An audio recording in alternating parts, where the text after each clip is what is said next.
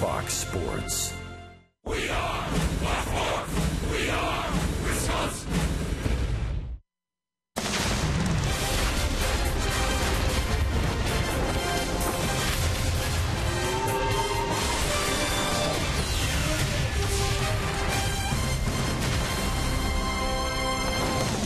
Another warm and humid day in Milwaukee. A great day for baseball as the Brewers wrap up this three-game weekend series against the Philadelphia Phillies and going for the series sweep and the season sweep against Philadelphia. 2 up and 2 wins this weekend. 6 for 6 overall. Jonathan Lucroy bobblehead day. Shane Peterson in the lineup again, leading things off with the crew here this afternoon as another big crowd expected at Miller Park. Good afternoon. Alongside Bill Schroeder, I'm Matt LePay, sitting in for Brian Anderson. BA back tomorrow night for the series opener against the Marlins. Sophia Minard is our reporter. Well, Rock, not a ton of runs. 3-1 on Friday night, 4-2 last night, but fortunately, it's the Brewers with the 3 and then the 4. And a big key last night, Scooter Gennett. These last couple of months, after being sent down to AAA and having come back up to the big club, this guy's swinging a hot bat, and that really was the case last night. Yeah, he's swinging the bat, Matty, the way he did last year. I mean, he really burst onto the scene a year ago, swinging the bat well, playing some pretty good defense. And right now, he's been very consistent and certainly was able to be a big part of that offense in yesterday's ball game. The key for Gennett's success is to be able to stay back, shoot the ball back through the middle, not worry too much about the home runs, although he does have some surprising power. He had a very good night last night, 4 for 4. He's actually dropping down a bunt to get things going for the Brewers. So a couple of RBIs, 4 singles for Scooter Gennett, and certainly has proven to be the kind of hitter that the Brewers thought he would be, and certainly would be able to hold down second base for the future here. Turned in a very nice defensive play last night as well for the crew. Taylor Youngman gets the call today for the Brewers, really for the first time trying to bounce back from a tough outing. Craig and Augie will have more on the big right-hander for the Brewers today as we continue from Miller Park.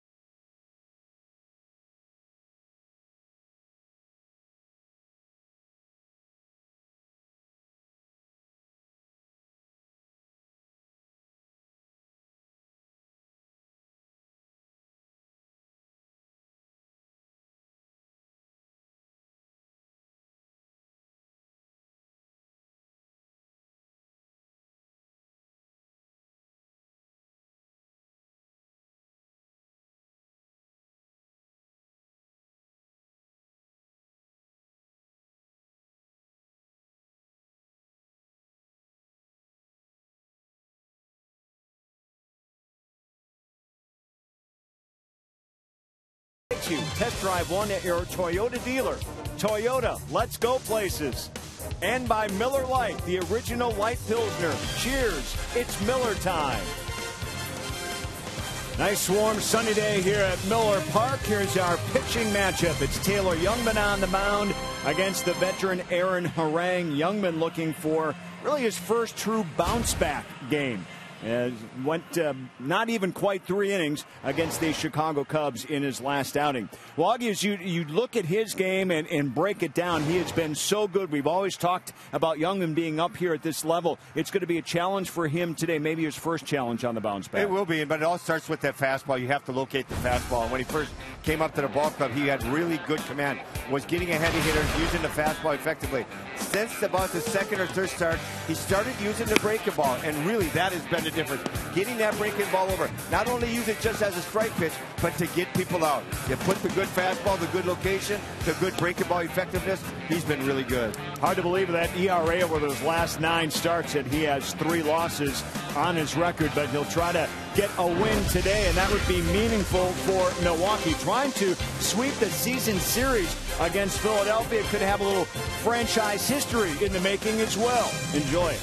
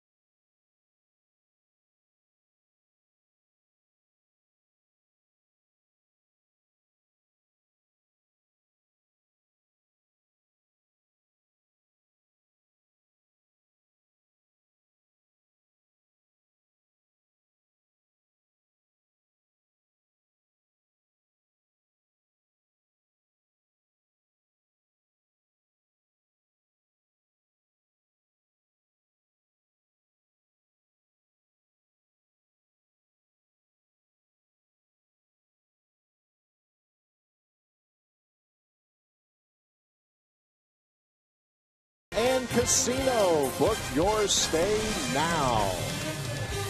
Another gorgeous afternoon in Milwaukee.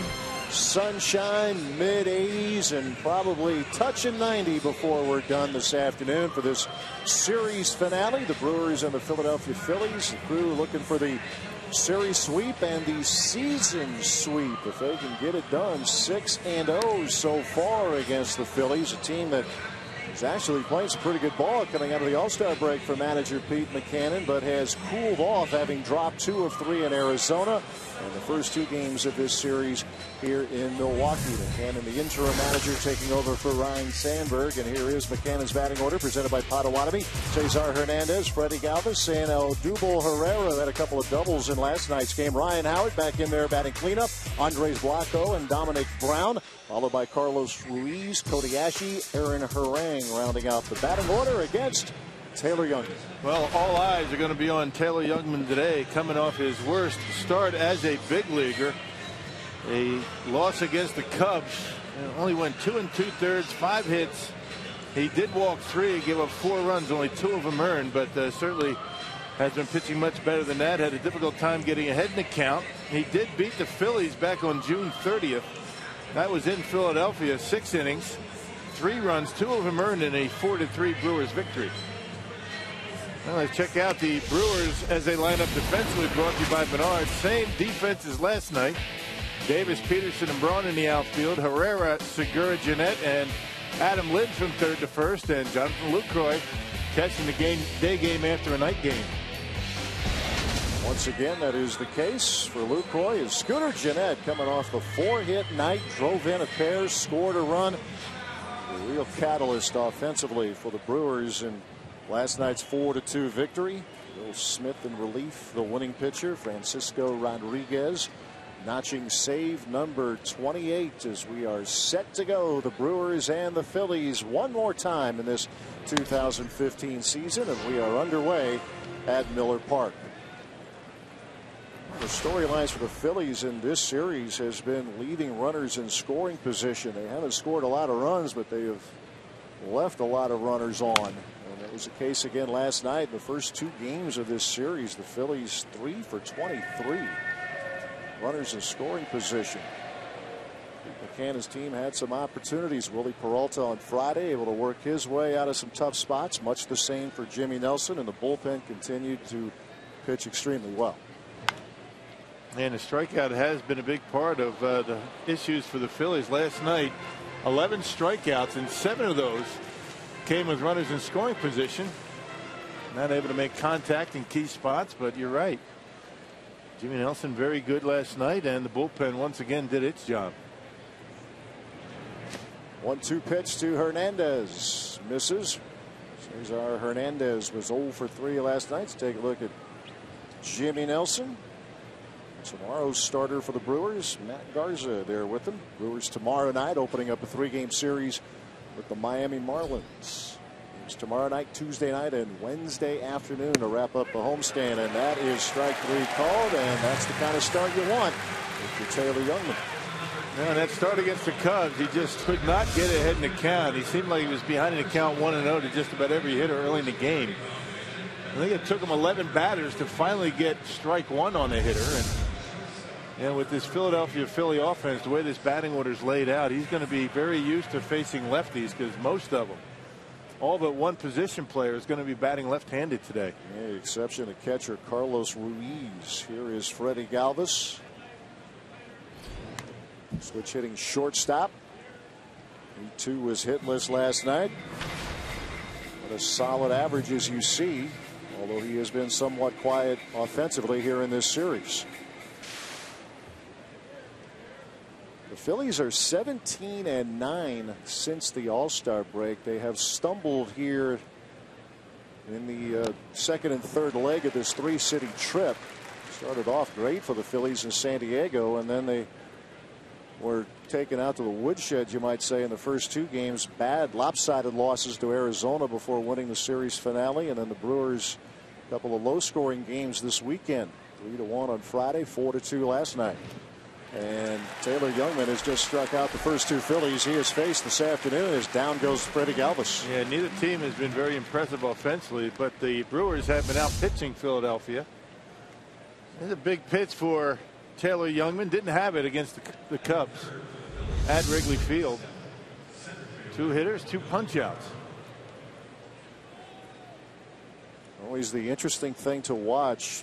You could say it with any pitcher, but particularly a young one who has been, in the case of Taylor Youngman, been so impressive in the early going of his big league career, and then finally got roughed up a bit. It happens to all of them, even the best of them, and now we'll see how Youngman bounces back, and you would say so far so good here today. Yeah, right. Just couldn't find any rhythm, and he just kind of out of sync the entire time he was out there at Wrigley Field, and first time we've seen that out of the youngster. Odubel Herrera, a couple of doubles last night. Actually got the Phillies started after the first 2 were retired last evening. Had a 2-out double and came around to score on a Ryan Howard single.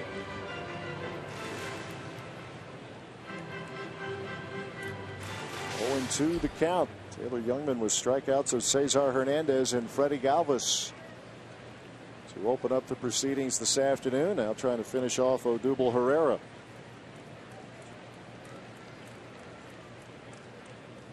And the 0-2. And that's some quick work. Gets him on a fastball. Taylor Youngman off to a terrific start. Begins with a strikeout of Cesar Hernandez. Follows it up by getting Freddie Galvis.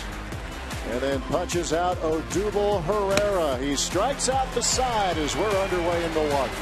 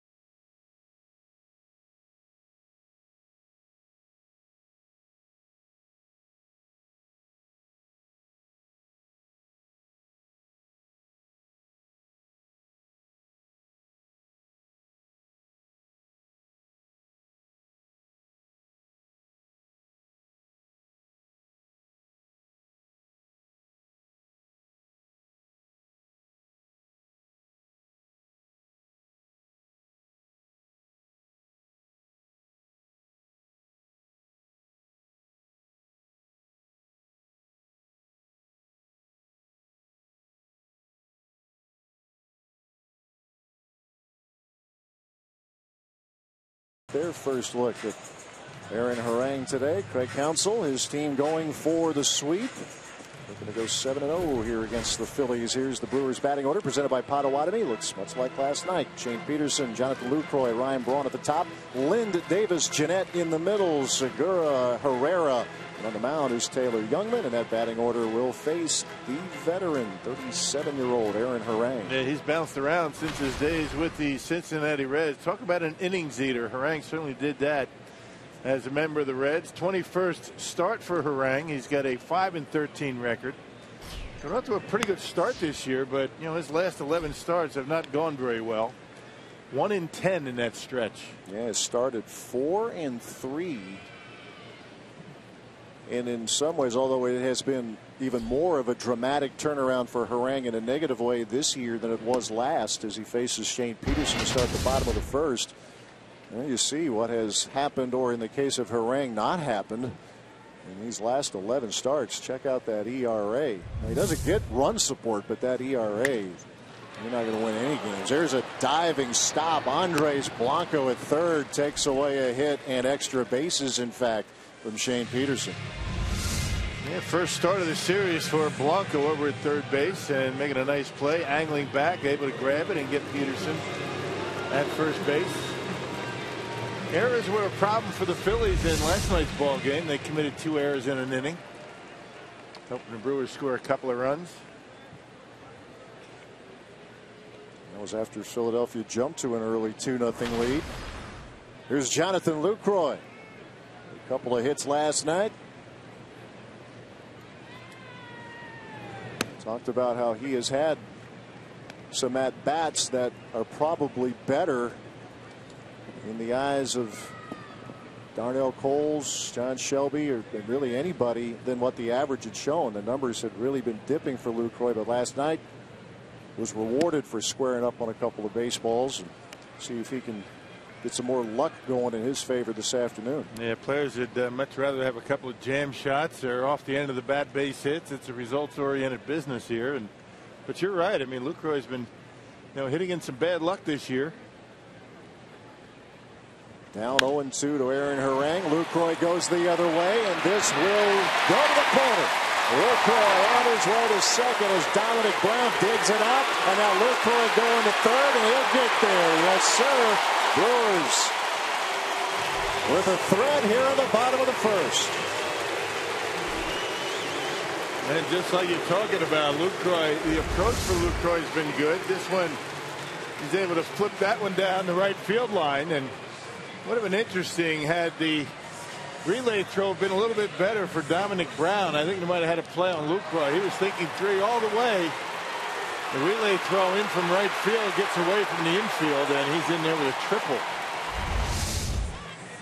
His second of the season. So the Brewers with an early threat against Aaron Harang. Ryan Braun steps in for the first time today. Got to have a big day on your bobblehead afternoon at Miller Park. A good start to it for Jonathan Lucroy. A good crowd settling in. A nice hot Sunday afternoon in Milwaukee. Mentioned Harang, and he was off to certainly a solid start this year. Last year with the Braves, it was much the same. He won 3 of his first 4 decisions, including opening day here at Miller Park. 6 2/3 innings, a shutout ball. He and Matt Garza had a really good duel going. But as the year went along, the record flattened out. He ended up 12-12. Infield is back. A ground ball to short will get a run home, and Braun's in there anyway. He wipes it out. Oh, good hustle by Brawny. Well, the run would have scored anyway. Pete McCannon out on the top step. He wants to take a look at the replay. Great hustle by Braun. A couple of hops to short. And Galvis takes a little bit too long to get rid of it. And let's see if Ryan's able to beat it. Well, it's going to be close. That's tight. And not going to waste much time having a review today. And well, the RBI is going to stand. Whether it's a base hit or not remains to be seen.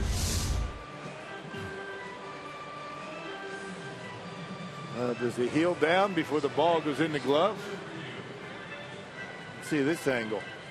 Looks like he might be out by just an eyelash. And we'll see if there's going to be enough evidence here to overturn. Had a puzzler last night on an overturn, so we'll see how this unfolds. Either way, the Brewers will have a 1-0 lead. Can you read lips? What Braun just said? He just said out. Yep. He doesn't have a good feel about this. Well, he's going to stand there, though.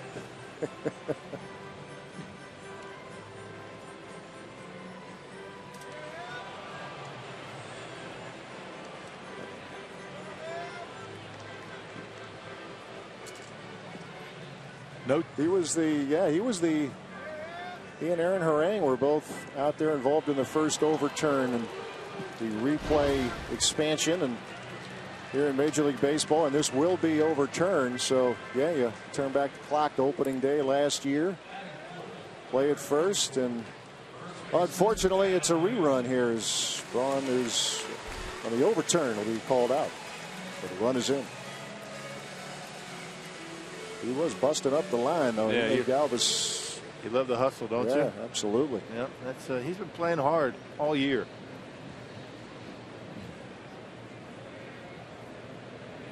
Here's Adam Lind, who doesn't have a big sample size, but it is a productive one against Aaron Harang. This is what he did to Harang on July 1st in Philadelphia. He has 6 at-bats in his career against Harang. He has gone deep 3 times. Yeah. Sees the ball well. You know, right after that start, Harang went on the disabled list. Missed about a month.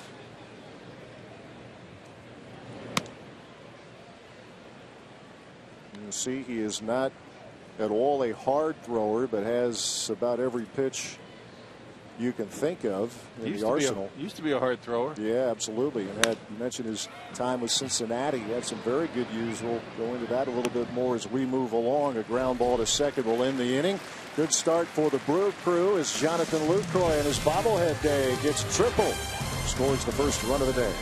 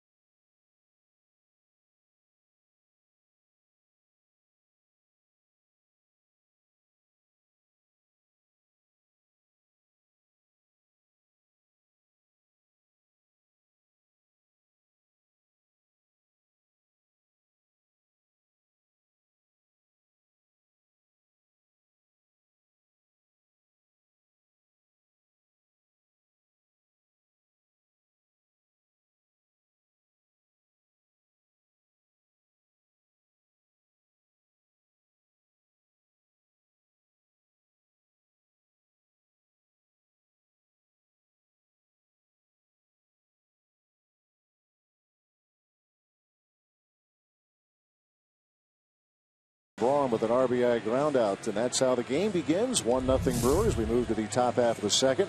Hey, it's now time for you to tweet your strongest fan photo. Use hashtag WisDataStrongFan. You just might see yourself in an upcoming broadcast brought to you by T-Mobile.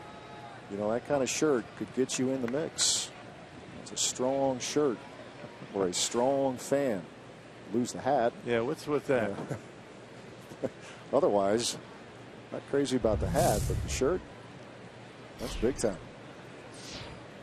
Here's Ryan Howard leading off the second inning for the Phillies. Taylor Youngman struck out the side in the first.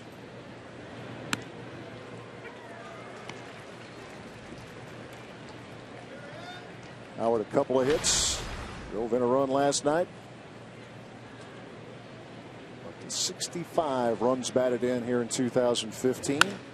And that is well struck to center. Peterson on the run, diving, and he is not able to make the play. He trapped it, and it's a leadoff single for Ryan Howard here in the second. Howard's starting to swing the bat a little bit better. You can see Peterson just under the glove, but he's able to keep it close, and Ryan Howard has to stay at first base. So the first hit of the day for Philadelphia. Andres Blanco. The pinch hitting role last night. Comes in hitting .283. Playing third base today. They can move him around the infield. Utility player.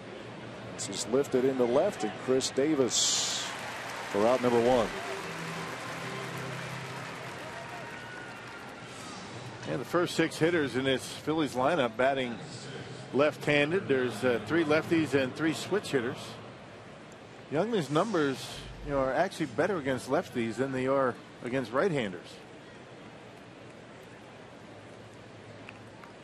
We'll be facing Dominic Brown here. Check that. I had that reversed. Youngman 254 against lefties.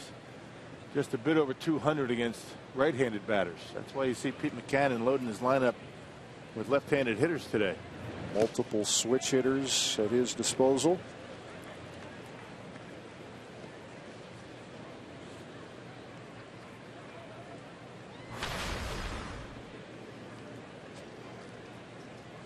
So Brown looking for his first hit of the weekend.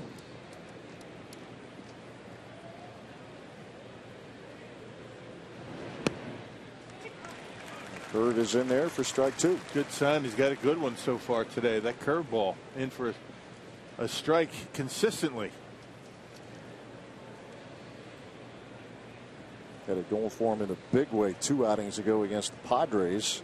7 innings, gave up just a couple of runs, struck out 8 in an 8-5 win. 11 days ago against San Diego. And he punches him out with a fastball. Strikeout number 4 in the early going for Youngman. The Milwaukee Bucks half-season ticket packages, which include playoff priority and award-winning customer service from a dedicated account rep, are on sale now. Secure your same great seat for every game you attend in 2015-2016, whether it's a half season or a full season, and own the future with a package that is right for your schedule or budget. Visit FoxSportsWisconsin.com and click on the upcoming events tab.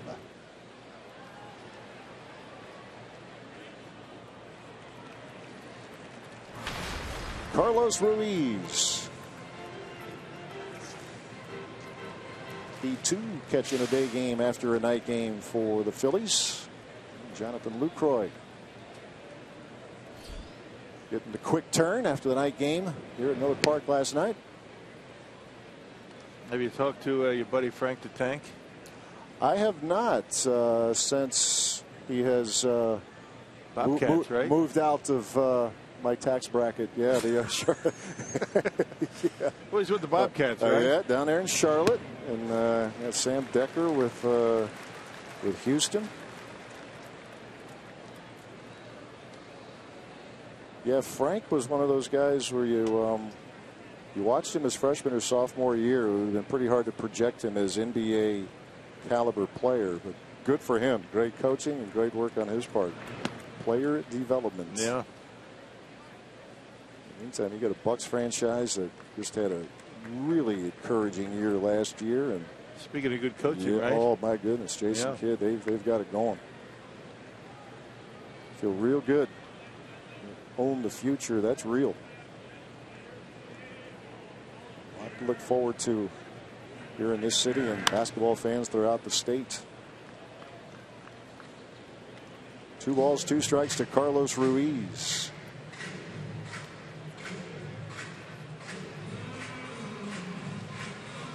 Ryan Howard led off the inning with a single to center. Fly ball off the bat of Andres Blanco and a strikeout from Dominic Brown, and Taylor Youngman strike away from ending the top half of the second. Count is full to the Philadelphia catcher. Let's see if Youngman goes with a curveball. He's had a good one today.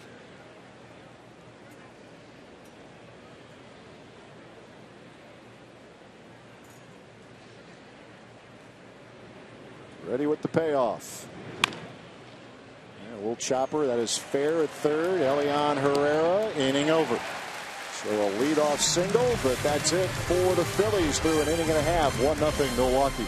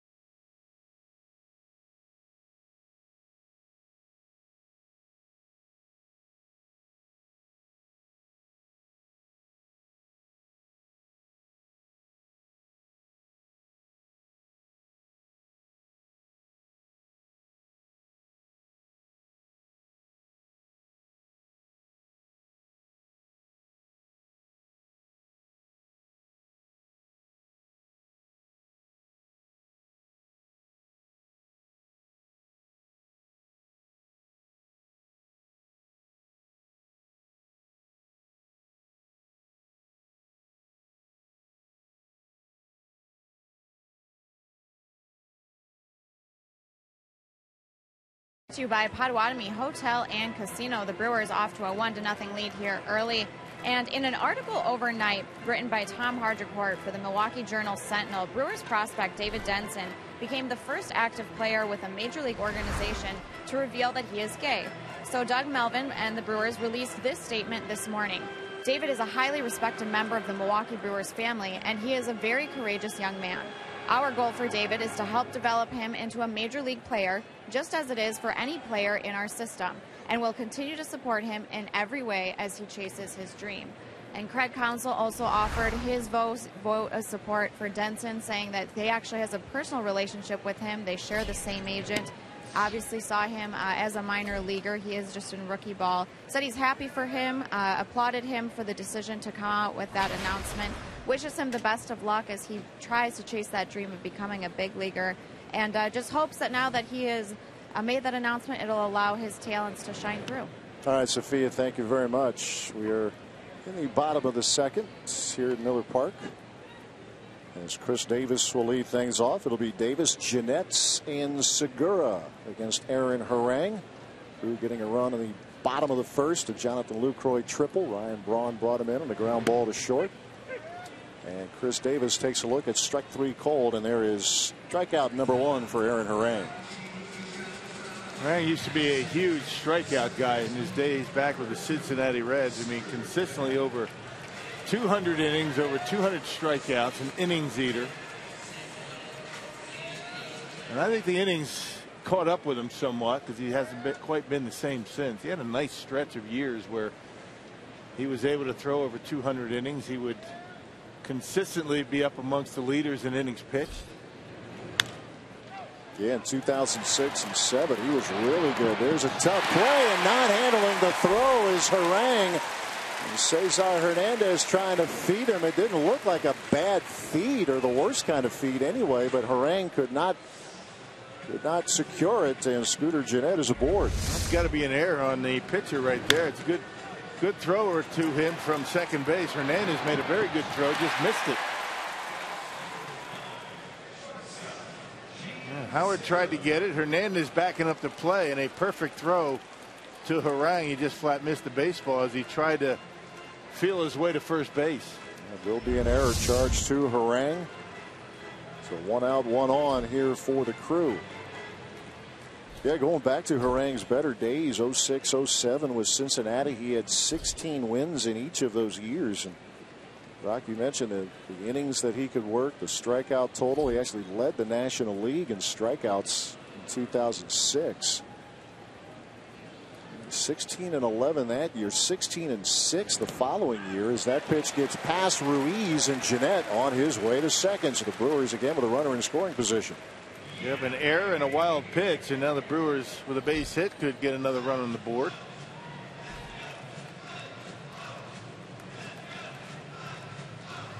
Harang in 07 was at least in the conversation for the Cy Young. He finished 4th in the voting that year. That was a year where Jake Peavy of the Padres was the winner that year. But things have turned for the worse, and it has really been a tough season, and that is putting it mildly for Aaron Harang. Last year, a pretty good season. I mean, 357 earned run average. He was 12 and 12 with the Braves. I mean, that's a pretty good bounce back season. Started out okay this year, as you were saying, and just has not been able to get it done since coming off the disabled list. 37 years old, originally drafted by the Rangers back in 1999. 1-1 the count to Gene Segura.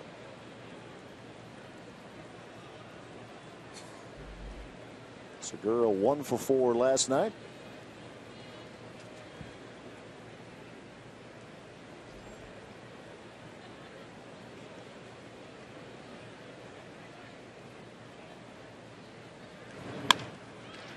Ground ball to short, sliding stop. Freddie Galvis, nice play as Gennett moves to third with 2 men out. Yeah, Freddie Galvis has been playing a pretty good shortstop as of late. Yeah, going down to able to smother it and get a good throw to Ryan Howard. Talk about a good wingspan, Ryan Howard over there at first base. And you throw one too wide on Ryan Howard, you really uncorked a bad throw.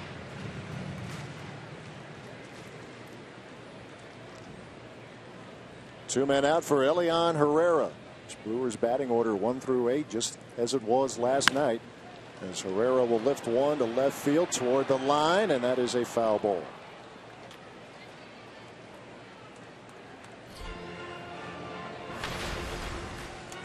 Herrera, whose 1 hit in this series was last night in 4 at bats.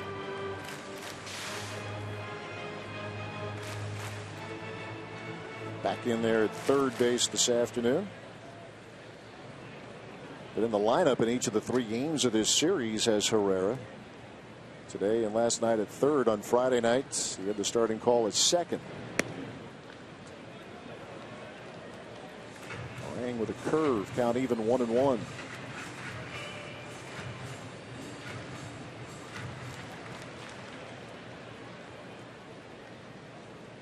Brewers with an early lead and threatening to push another run across here in the bottom of the second. And Harang in front of ball, 2 strikes.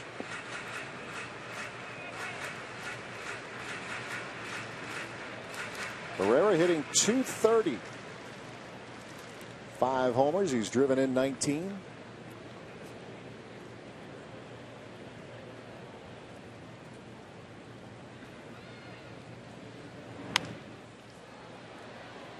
You take that 90 miles an hour. That used to be 95, 96 for Harang back in his days with the Reds. So he's had to learn how to pitch all over again, as a lot of pitchers that have been around a while do.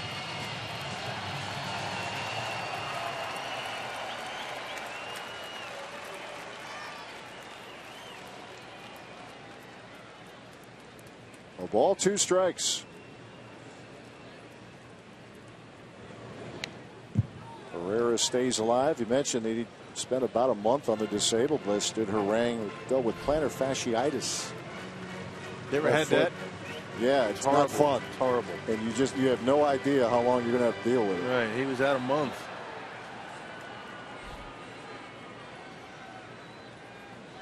It's painful and frustrating. Yeah.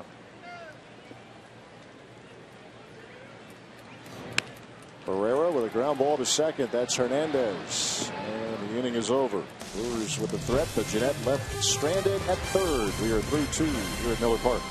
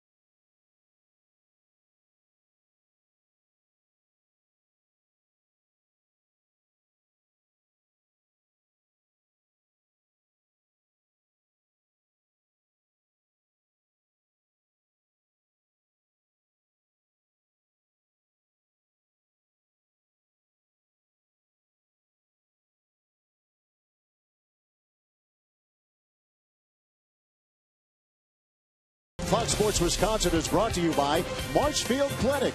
Don't just live, shine. By Piggly Wiggly, the official supermarket of Fox Sports Wisconsin. And by Hupy and Abraham. 1-800-800-5678. Hupy and Abraham. Tell them you mean business. Game 3 of this series, Brewers and Phillies at Miller Park. Good start for the Crew, 1-0 as we move to the top of the third. Take a look at another big crowd here at the ballpark this afternoon, and they like what they have seen from Taylor Youngman so far. He has struck out 4, punched out the side in the first inning. In the second, after giving up a leadoff single to Ryan Howard, took care of Andres Blanco, Dominic Brown, and Carlos Ruiz. So it's 8-9-1 of the Phillies order. Cody Yashi, who has an 8-game hitting streak coming into the game, and Youngman starts him out with a curveball for strike 1.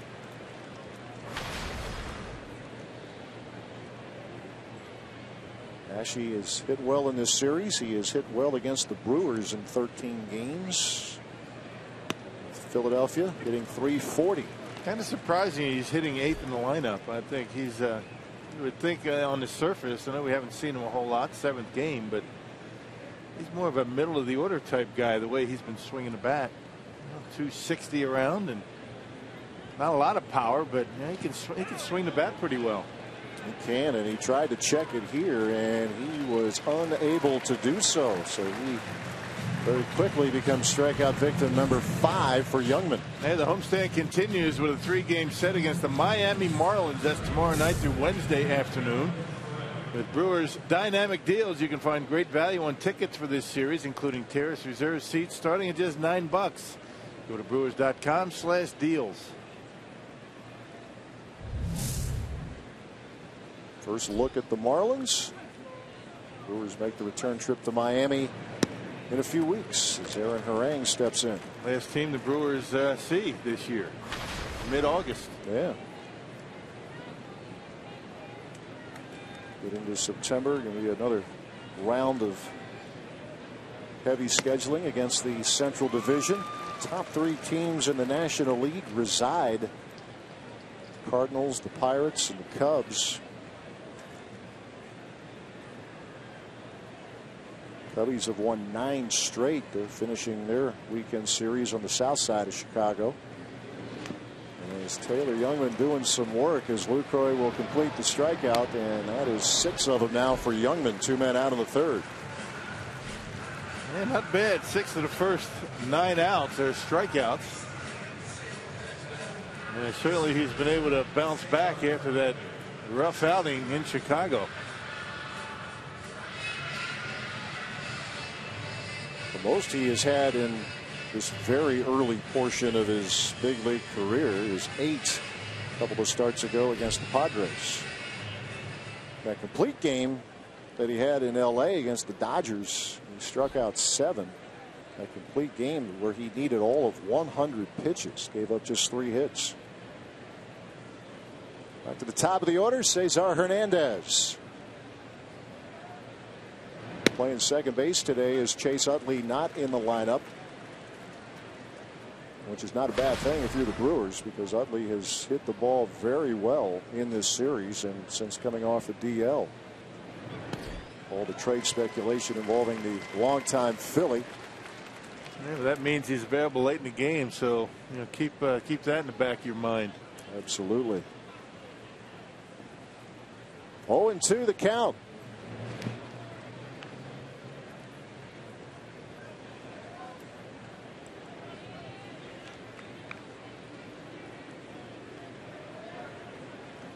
.6-4 record for Youngman coming in.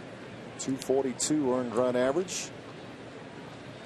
Talked about that last start, Rock, where he had trouble locating the strike zone early. It's the complete opposite so far this afternoon. As my goodness, what a start for Taylor Youngman. He has struck out the side for the 2nd time in 3 frames.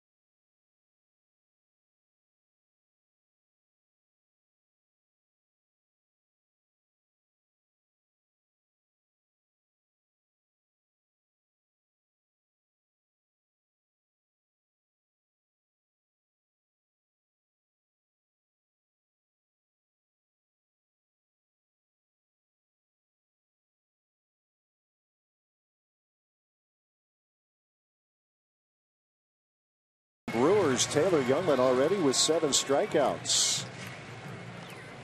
And the Menards Phillies defense, better late than never, I guess, right? There's too much going on early in the game. A lot going on. Ashe, Herrera, and Brown in the outfield. Let's get right to the nuts and bolts of it. The Phillies have struggled defensively in the series and throughout the season. But day game after a night game, the veteran catcher back behind home plate this afternoon. Yeah, the Phillies, a couple more errors last night that helped the Brewers after spotting Philadelphia an early 2-0 lead. And here's Taylor Youngman, and check out those stats at the plate. Anything but an automatic out. And it's not just the hits. I mean, he's been able to drop down the bunts. He's been pretty aggressive at the plate. Looks like he knows what he's doing with that bat in his hand. Yeah, 5 sacrifice bunts for Youngman. 7 for 20 coming into today's game.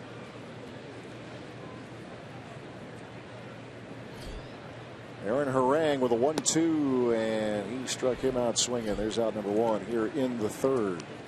Hey, Fox Sports Wisconsin is proud to partner with Girls on the Run Greater Milwaukee to empower girls to be healthy and confident. Join us for the Girls on the Run Fall 5K on Sunday, November 15th at Bayshore Town Center in Glendale. To register, visit foxsportswisconsin.com and click on upcoming events.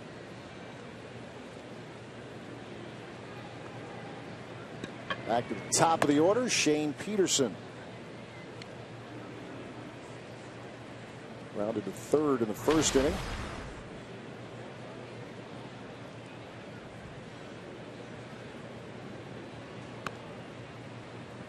Yeah, great play over there by Blanco to take away extra base hits for Peterson his first time up.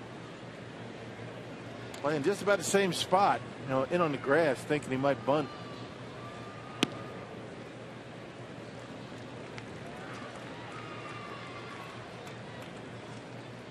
To the Phillies' 3rd baseman. Harang with the 3-0. Aaron Harang making his 28th career start against Milwaukee. He has split his 14 decisions all time against the Crew. Peterson goes the other way. Cody Ashe drifting back and just short of the track. Out number 2.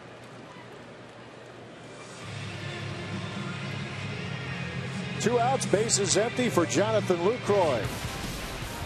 After the Brewers started, this Columbia St. Mary's worth another look. This triple down the line and into the corner. Helped get the Brewers on the board in inning number 1. Scored on a ground ball off the bat of Ryan Braun. Good approach on a pitch away.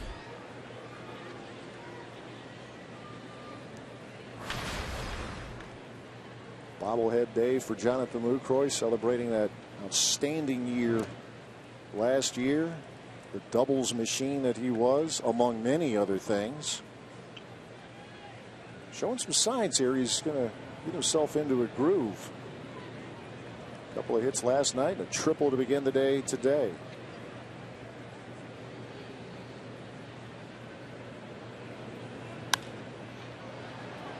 To right field, shallow. This is Dominic Brown. He'll make the catch, and the Brewers are retired. 1-2-3. We are through 3. It's 1-0 Milwaukee.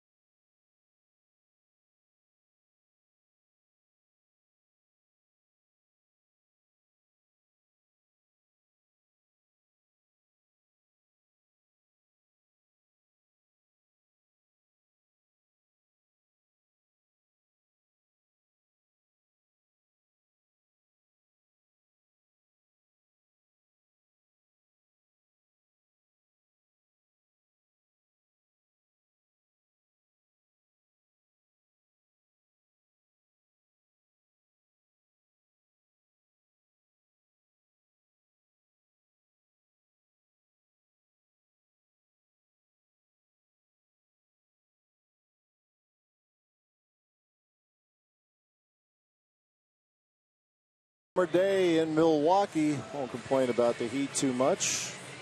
1-0 Brewers as we move to the top half of the fourth. Taylor Youngman has twice struck out the side in this game. 7 strikeouts for him already. Punch out, punch out, punch out in innings 1 and 3. Time to check out today's Carsoup.com trivia question. Which trio had the most games played together? Those are 2 really good trios. The Younts Molitor Gantner combo or the Rollins Howard Utley combo. I bet that's pretty close. I would think so. Good one. That is that's a whole lot of talent right there. 2, 3, and 4 in the Phillies lineup. Freddie Galvis leads things off. Showing bunt.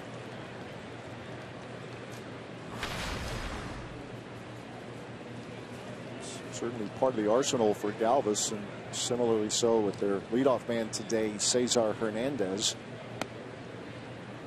The lone hit for the Phillies first time through the batting order was a Ryan Howard leadoff single in the second.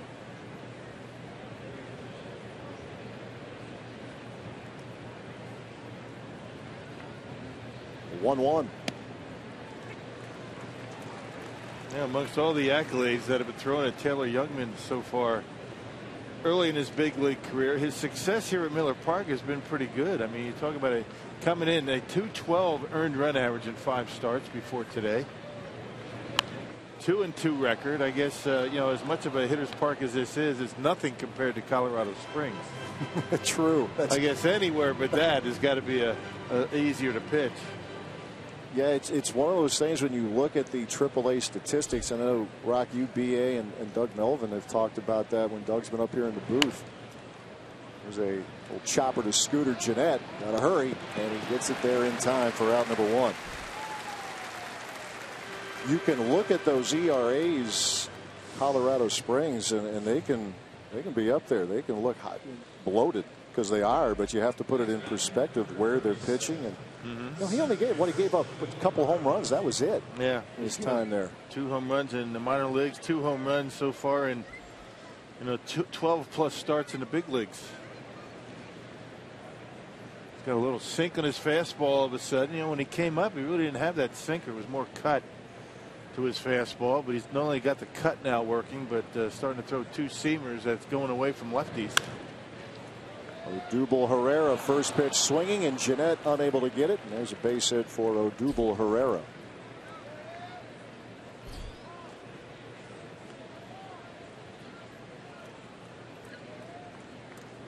Well, I know as you guys were talking with Doug Melvin as well, you get pitchers who may be working on specific things in the minors where your ERA could suffer from it, and you can't. Not to mention the conditions. You can't just look at the raw numbers. You got to look beneath the surface.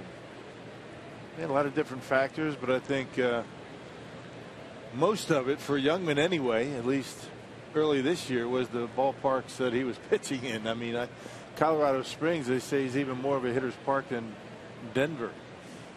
And that's saying something. Ryan Howard singled to center in the second inning. The travel's easier in the big leagues. The defense much better. You have the benefit of replay sometimes. It gets you out of a mess.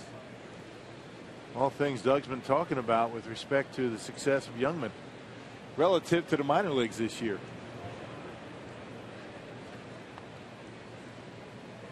Keeping an eye on Herrera, who has stolen 12 bases. Curveball is such a big part of his success at this level, and when you try and throw curveballs in Colorado at that altitude, it just don't work. I mean, the Colorado Rockies don't even get, try to get guys to throw big curveballs anymore.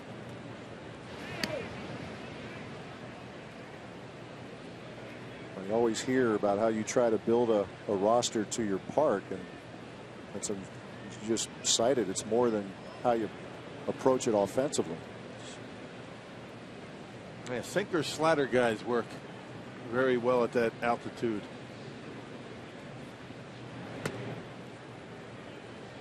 Curveball away, 1-1 to Ryan Howard.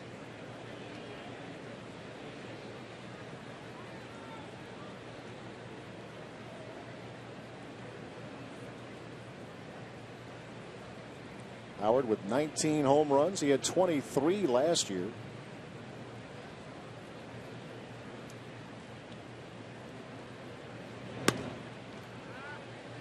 Still has that power. The average is low, but the power is still there, or at least signs of it. Yeah, turned around at Jeremy Jeffers' 97-mile-an-hour fastball yesterday for a base hit. Yeah, get it down in the zone, he's going to get a pretty good swing at it up above the belt. Much different story. Runner goes, and the throw down to second, no chance. And stolen base number 13 for Odubel Herrera. He picked a good pitch. He threw him the curveball. Talking about the maturity of a young pitcher, and throwing a curveball and a 2-1 count. Shows a lot of confidence in that pitch. First time the Phillies have had a man at second base, so they got to go over the signs. That has been perhaps the sore spot of the first 2 games of this series for the Phillies. What they've done with runners in scoring position, 3 for 23.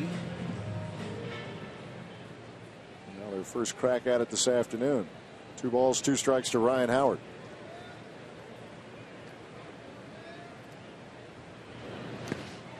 And he will strike out swinging. Lucroy completes it. There are 2 men out. And yet another strikeout for the Phillies with a runner in scoring position. That was the story last night. Hey, today's time of the game winner, D&D Tavern in Fox Lake. If they call the Brewers in the next 24 hours. They get 40 Miller Lite beer pen tickets to a 2015 Brewers home game. It's offered courtesy of the Tavern League of Wisconsin and Miller Lite.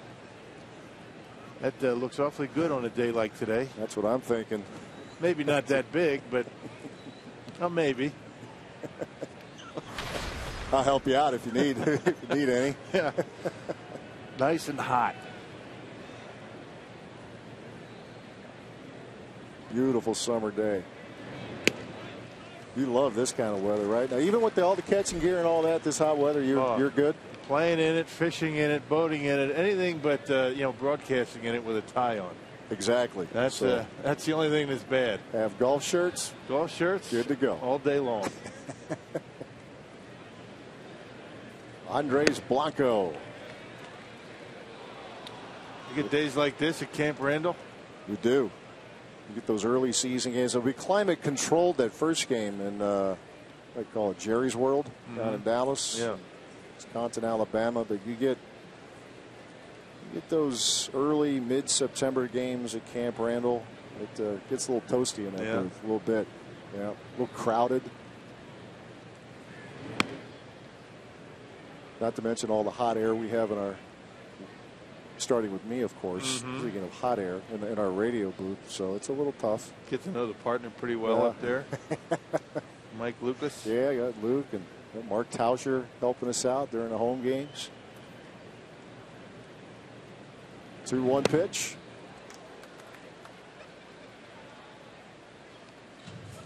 That'll be here before you know it. First Saturday of September.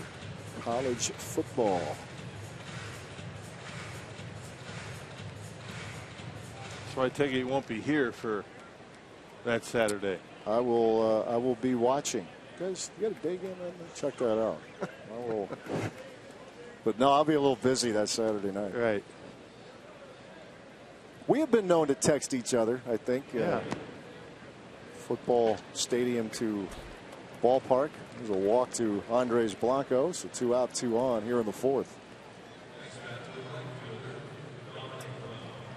Oh, yeah, you guys, day game, September 5th, down in Cincinnati. So there you go.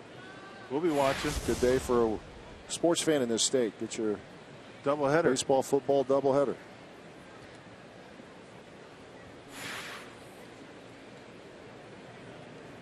Dominic Brown took a called third strike his first trip in the second inning. I'm going to get with the curveball.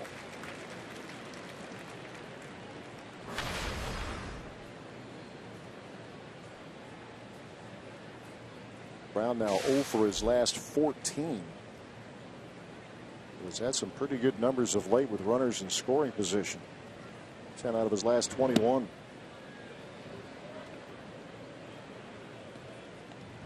Not playing every day, and you wonder what comes first, right? I mean, he was playing a lot early in the season, not productive. He's only got the 4 home runs.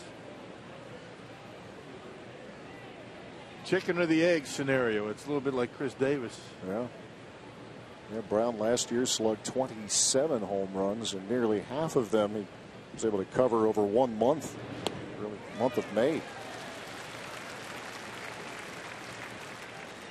Was an all-star that year. Sometimes the game has a way of humbling everybody. I mean, at some point, how long it humbles you is up to you. Got to make adjustments. 1-2 pitch that bounces up there, and the runners will advance.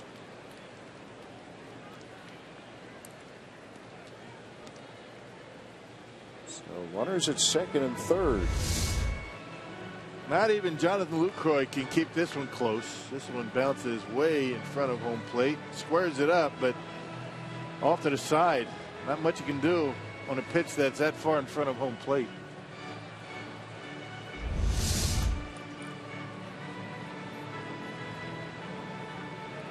Another visit to the mound. The first genuine threat of the day here for the Phillies. Must have got a piece of Luke. Yep. Bought himself a little time there, huh? Get him on the arm, and sometimes hits right on the bone.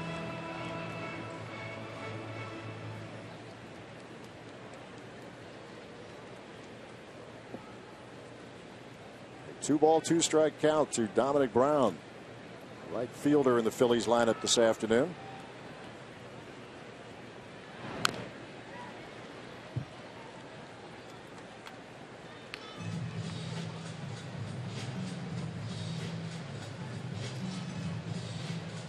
Today's game wrapping up the end of a 3-city road trip for the Phillies. A couple of quick ones at home against the Blue Jays beginning Tuesday, and then right back on the road. They head down to South Florida. A lot of road games. Again, the 2-2. Little chopper up along the line, and that's easy money for Adam Lind. Inning over. Phillies leave a couple of more on board on a lazy, hazy summer day here in Milwaukee.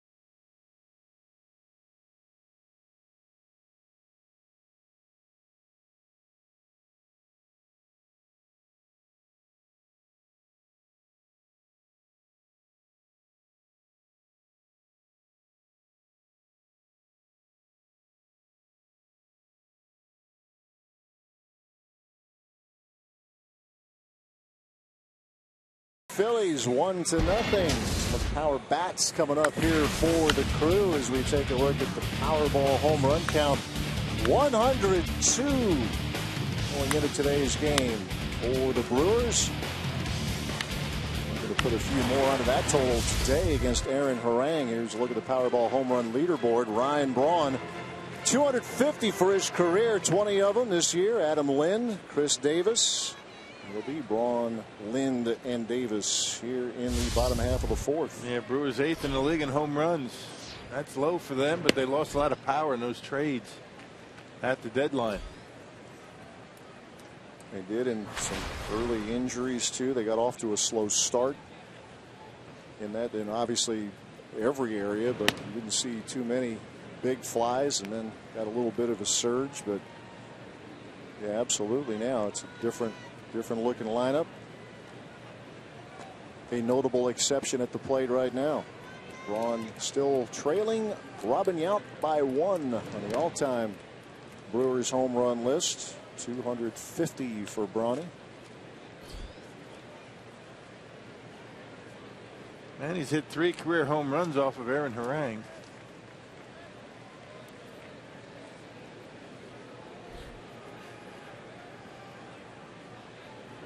Drove in the game's only run on a ground ball to short. He's busting up the line. Originally ruled safe, but the replay overturned it.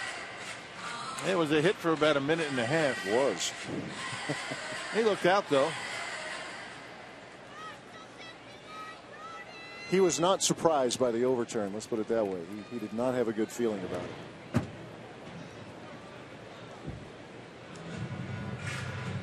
Players know. I mean, they don't even need to see replay. I mean, they know if they beat it or not.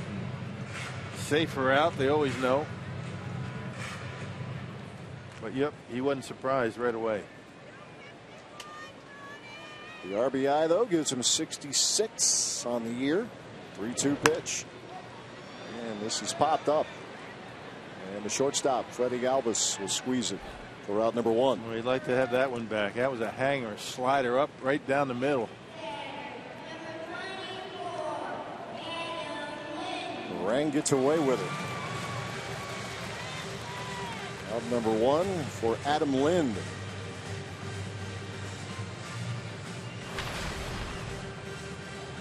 Homered against Harang when they last met on July 1st. 4 for 7. Small sample size, but I bring it up because he's homered 3 times in those 7 at-bats. But here's another pop-up. And again, a chance for Galvis. 2 away. Hey, mark your calendars for the Brewers' final free shirt Friday of the season as the Reds come to town on Friday, August 28th, and all fans get a free Brewers t-shirt courtesy of Arise Health Plan. Reserve your spot today at brewers.com/tickets.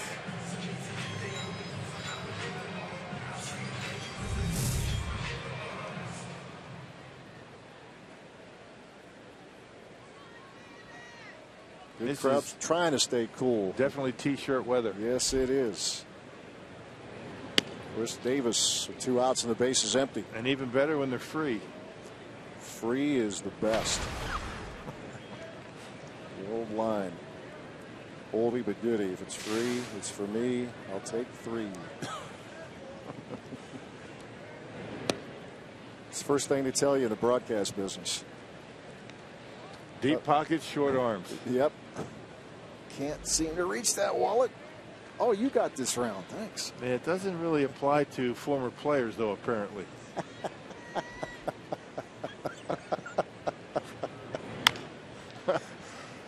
Bouncing ball to third. Blanco. And a 1-2-3 inning again for Aaron Harang. Well, Harang into some rhythm. Taylor Youngman is into some serious rhythm here so far. He has struck out 8. Looking to keep the Philadelphia Phillies off the scoreboard as we move to the 5th.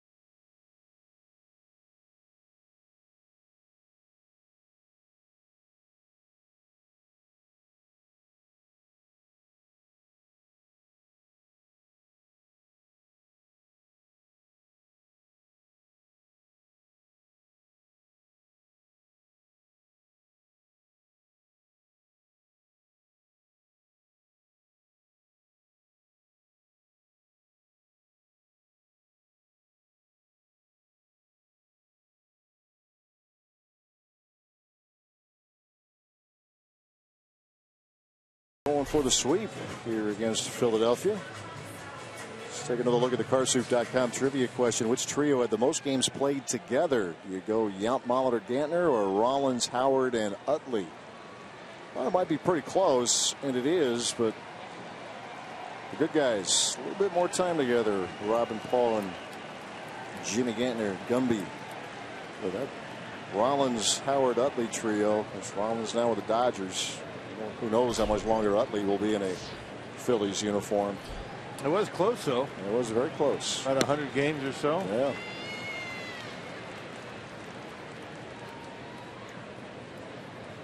Games, a whole lot of hits, runs batted in, the whole deal. Carlos Ruiz, followed by Cody Ashe and Aaron Harang, bottom of the order here for Philadelphia. Phillies with a couple of hits, the Brewers just one hit, but the game's only run so far.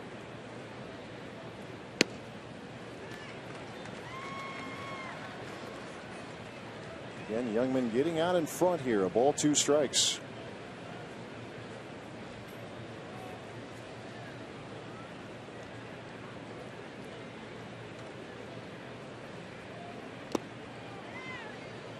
And he's starting to mix the changeup in a little bit. He got Dominic Brown to ground out weakly on a good changeup.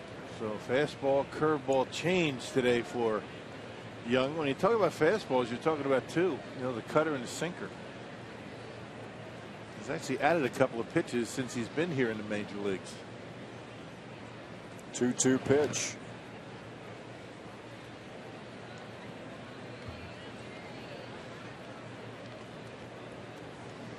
Checking out a couple of other games today. White Sox lead the Cubs through 4, 2-0. Cubs have won 9 in a row. Pirates and Mets had a long one last night. They are delayed in the 6th at 1, tied at 1 here today. They played 14 innings last night. Ruiz draws a walk.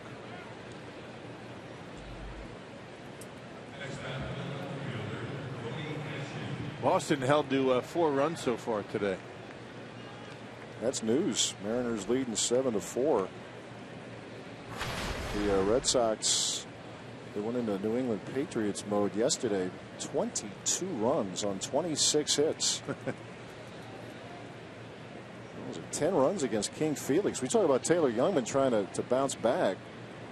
I mean, that's exhibit A that it could happen to anybody. And by the way, Youngman, he gave up 2 earned runs in the game. It was a short outing, 2 2/3 at Wrigley Field.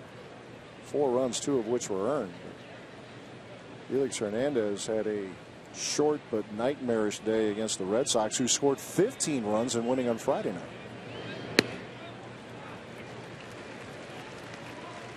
Cody Ashe down to 2 strikes and nothing.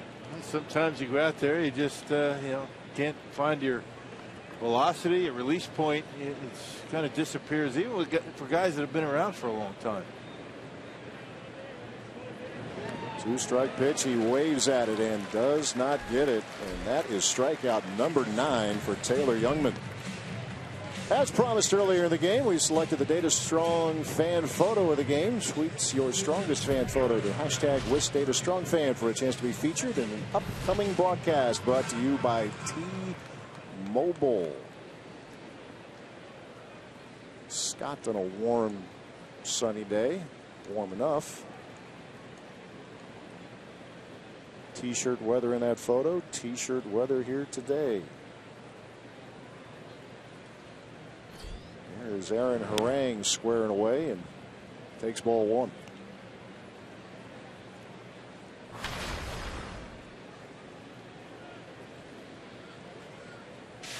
You need to look around the majors, these storylines. The Nationals, Washington Nationals, trying to get back on track in the series against the Giants. The Nats have now lost 5 in a row in this wild card race, at least at the moment. That's more of a deal where the Cubs and the Giants were 4.5 games separate those 2 teams. The Nationals have now fallen 9.5 out in the wild card standings. They are 58 up and 58 down. Yeah, back to 500.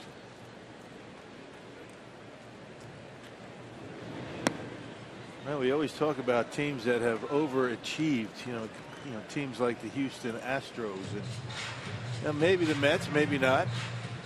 Kansas City Royals not overachievers, but underachievers. I got to believe the Nationals pretty close to the top of that list. Yeah, I would think so. 3 balls, no strikes to Aaron Harang is no strike one. Yeah, I suppose some would have, you'd have San Diego perhaps on that short list. I mean, that was a team that, an organization that, whatever winning the offseason means, the Padres, all the moves they made, but they sit 5 under and 12 out. Yeah, they and the White Sox. Right. Yeah, the White Sox got hot enough going up to the non-waiver trade deadline that they went from seller to kind of sitting back a little bit more. There's still but 5 out, but there's 6 under 500 and they're 5 out, but there's a lot of traffic ahead of them. They've got to jump a lot of teams, 5 as a matter of fact, and then just to get to the Angels. And just to be true to the discussion, I would imagine a lot of folks lumping the Brewers into that underperforming category, particularly early in the year. Yeah. And with the team they had coming back.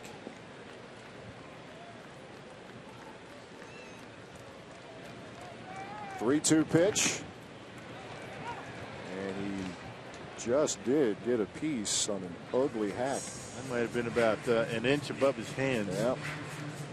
He's lucky he didn't hit his hands. The ball didn't hit him in the hands that time. And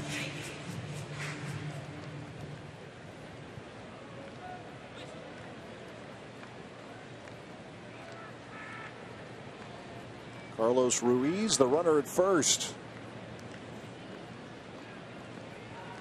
Runner is on the move, and this is slapped to Adam Lind, and that'll be the second out of the inning as Ruiz over to second. And Youngman able to come back from down 3-0 on the pitcher and get the out. Took him a while. 8 pitches.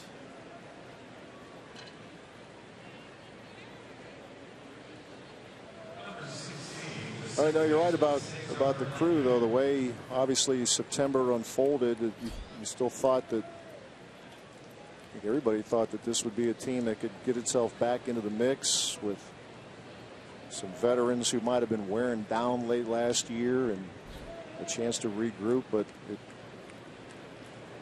and just to say one of those years, that sounds flippant, but this isn't the first team in the history of baseball that it's happened to, but just the tough start, and now a chance to look at some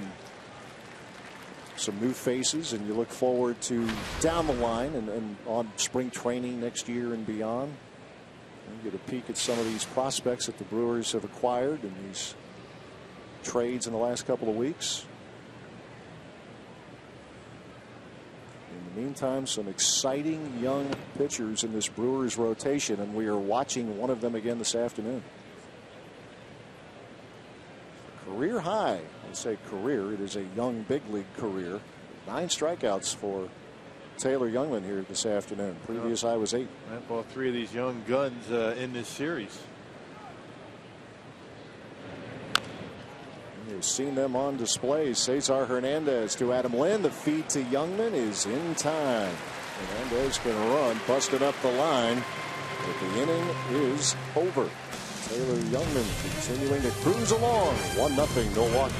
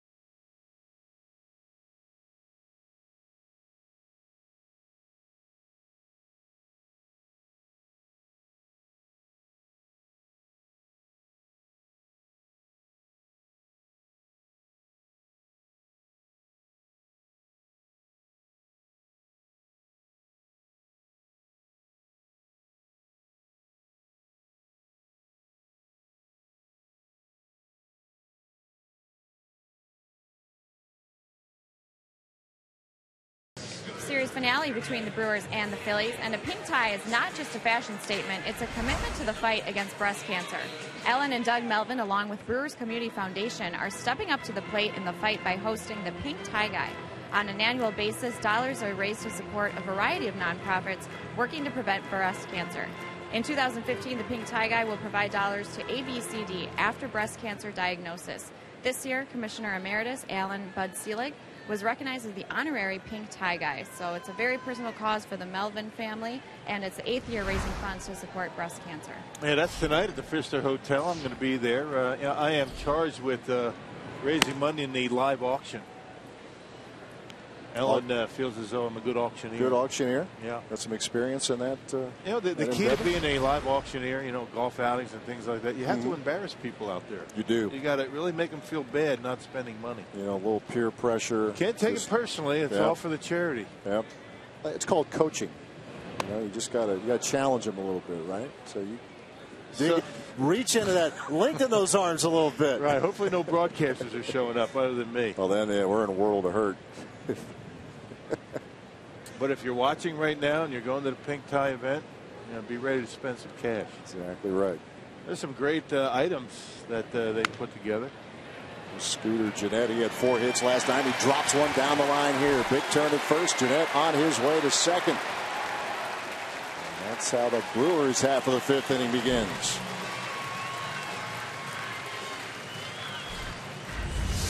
Well, jammed him inside, but able to get the bat head out. Down a trademark and dumps it down the right field line.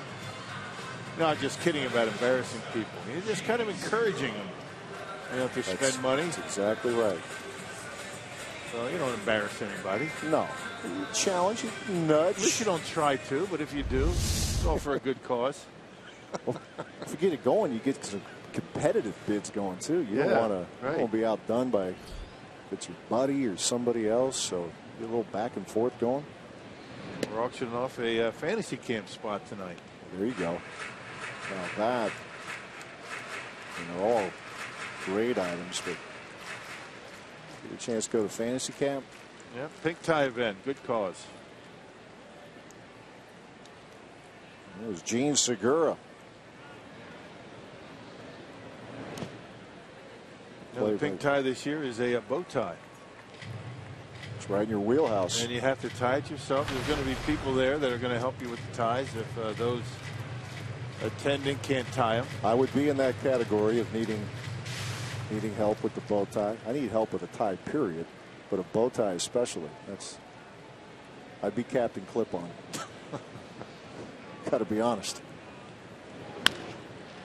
Now, did BA know how to tie a bow tie before you guys got to know each other? He says he knows how to tie it, but I always end up tying it for him. I thought so. Sure. Maybe it's in the interest of time. Maybe. I understand. He'll never admit he can't do that kind of stuff. Thought he might have people to do that for him. Yeah, me. your people.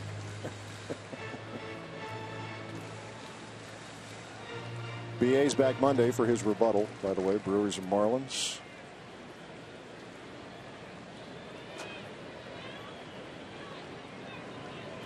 Tomorrow night, Tuesday night, and Wednesday afternoon before the Brewers hit the road. Segura pops one up trying to bunt, and that is a frustrating moment for Gene Segura. One away. The second time the Brewers have done that, back-to-back games. Herrera did that trying to bunt last night. Well, nothing infuriates a hitter more than that. You're trying to do the right thing, give yourself up, end up popping it up. He's not happy with himself.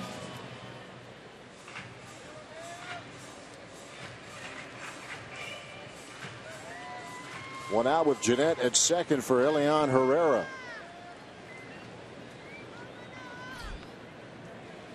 In the 8th spot again this afternoon.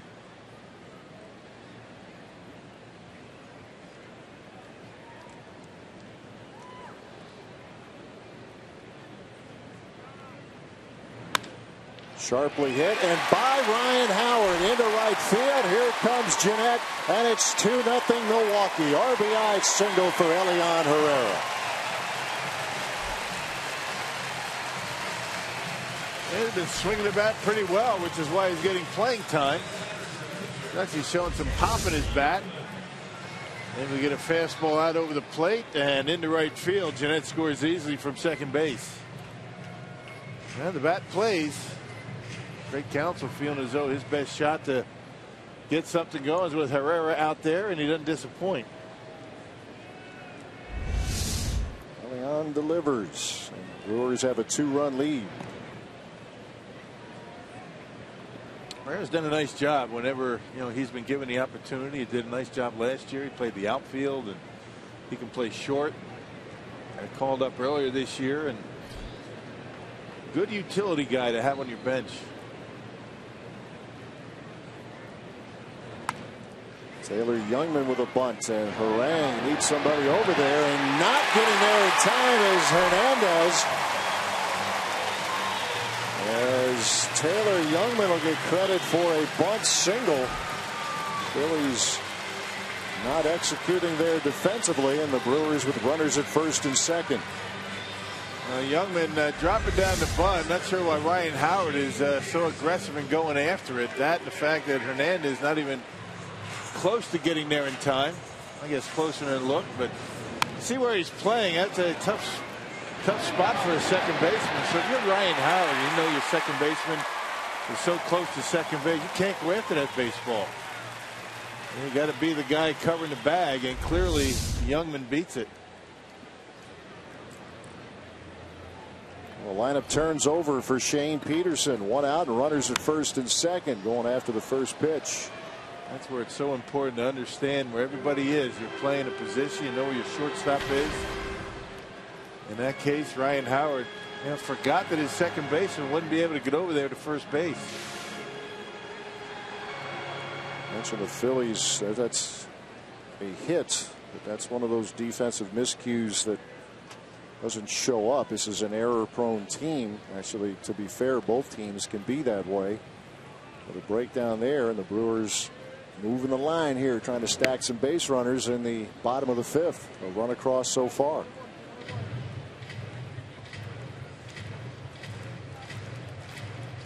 Started with a Scooter Jeanette double.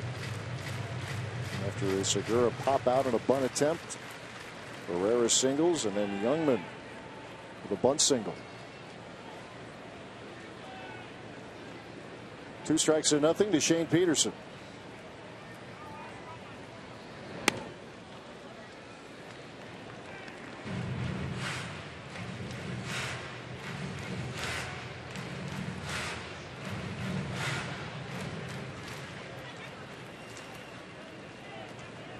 Ball, 2 strikes.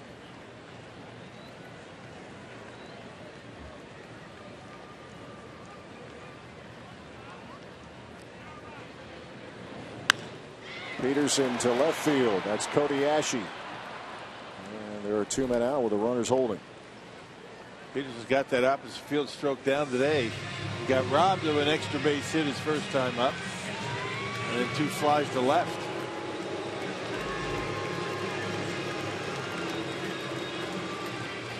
You love the way he plays the game. You really do. The more you watch him, the more you like the way he always prepared. He thinks ahead. Smart on defense. A good base runner. Give him a good look in center field. We've seen some late game subs where Logan Schaefer will come in and Peterson will move to left. As you take a look at the plate, presented by Wendy's, as Jonathan Lucroy settles in. A triple. Scored the game's first run in the first. Fly ball to right in the third. They're tracking some games across the big leagues. No hitter in progress. Shelby Miller of the Braves against the Diamondbacks. It's 1-0 Atlanta. They are through 7, and Shelby Miller has a no-no going. Walked 4, but he has struck out 10. Seen 4 of them so far this year. 4 no-hitters. That's one of those trades that has benefited both clubs. Jason Hayward for Shelby Miller. Yeah, Hayward providing, you knew he would provide the defense. A couple of gold gloves on his resume, and he's been hitting the ball better. Hitting the ball well for St. Louis. 0-1 to Lucroy.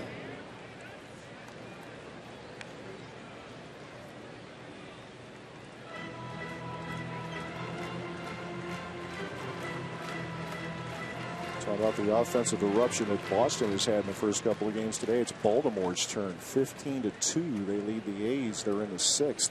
18 hits so far for the Orioles.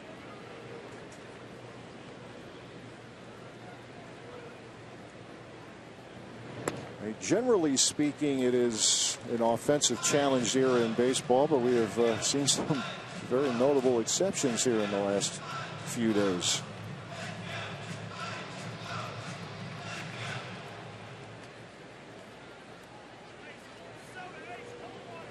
Lucroy, a couple of hits last night and one so far this afternoon. Yeah, Gerardo Parra 4 for 4 in that game with a home run. Having a good day. Yeah. That was one of those, and they obviously had a few of them here with the Brewers and throughout baseball. To get some of those bright young prospects, you have to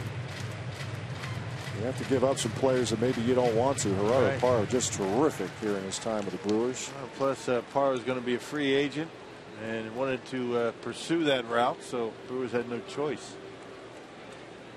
Zach Davies, promising prospect pitcher, slight of build, but a whole lot of promise. Not slight of talent. No, anything but.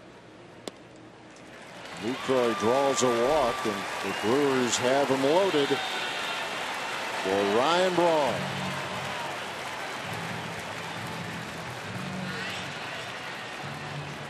Well, if you're going to tie a club record, a slam would be a nice way to do it.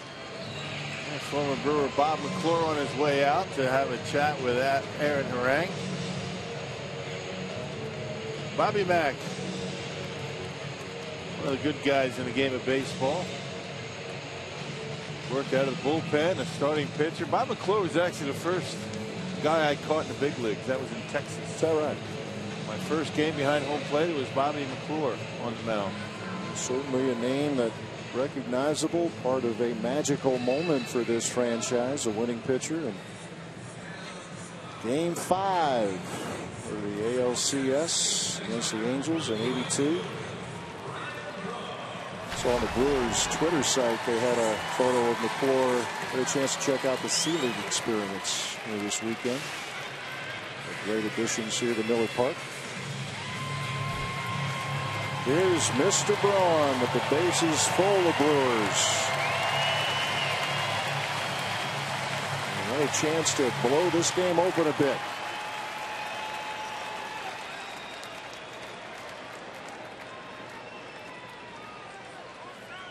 Phillies are going to see if Harang can wiggle out of this.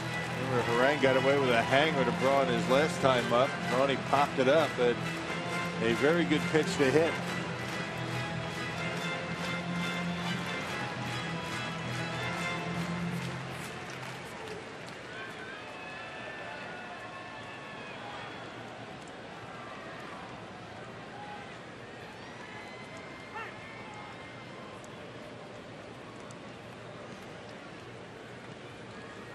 Herrera at third, Youngman at second, Jonathan Lucroy the runner at first.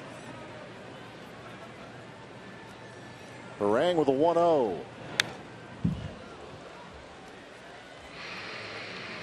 20 home runs, 66 RBIs for Braun at the moment. Continues to close in on a 2020 year. 20 homers, 20 plus stolen bases. He has 18 swipes. If and when he can get to 20, that would be his 4th year of hitting those numbers. Break-even pitch. Breaking ball, a drive, hit back into deep center field, and Ryan Braun has tied the club record, and he has done it with a grand slam.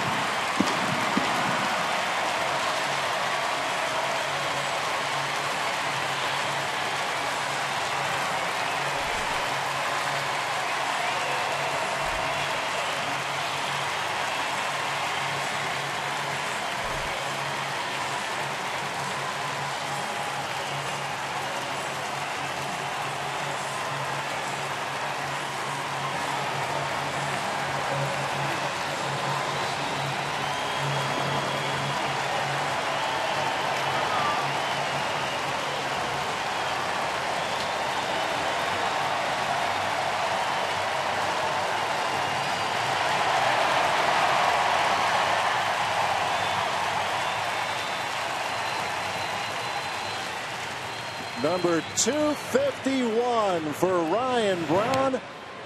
Braun and Robin Yountz now at the top of the heap in club history. He does have the flair for the dramatic, does he not? He takes a curveball. He knew it as soon as he hit it. And a little bit of separation for the Brewers and the Phillies.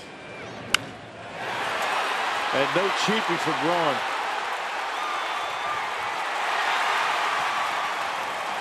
Right on the sweet spot. His 5th career slam for the record. 251 home runs, tying the mark in style. There's Adam Lind with a ground ball and a diving stop Blanco, but he's only able to stop it as Lind is aboard. And it's really got to be gratifying for Ryan Braun. We were talking about it in Chicago when he was creeping up on that record. The fact that, all that went on with him back in 12. You never knew where his career was going to be heading or what he was going to be able to do, but it's got to be really good for Ryan to know that he still is one of the best hitters in the game. He's showing it each and every day.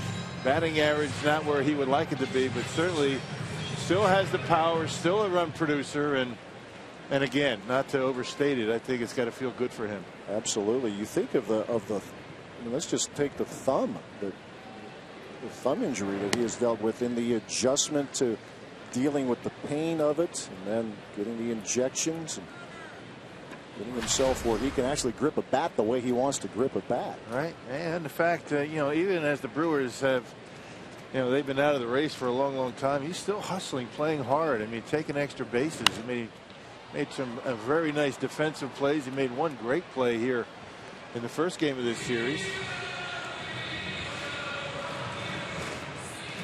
And that's what you want out of your star players, is show that effort on a daily basis. And Ryan Braun, popped up on a slider his last time up, and he was wondering why he didn't hit that. But this curveball right here, waiting for it, knocked it out of here, and look how far this one goes. Up off of that steel beam up there out in center field.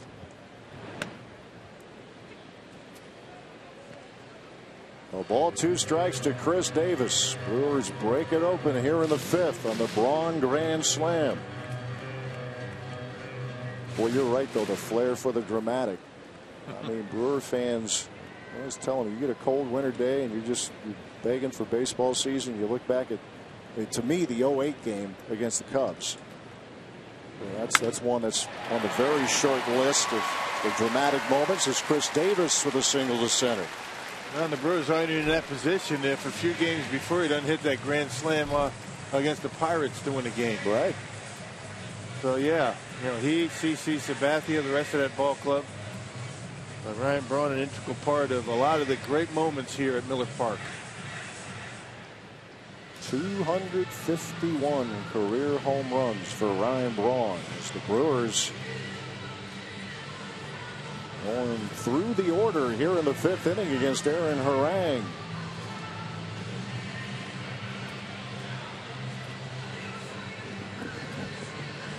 As we have seen the end of the day for Harang, as gave up a run in the first and then was cruising along, had retired 8 straight, and then the 5th inning happened as the Brewers put a 5 spot on him as we continue here at Miller Park.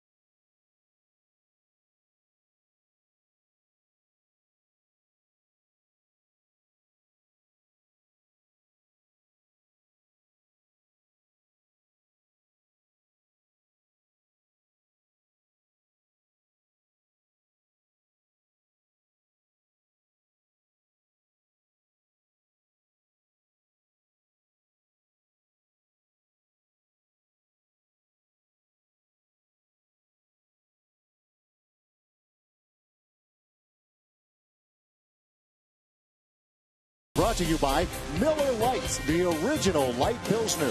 Cheers, it's Miller time.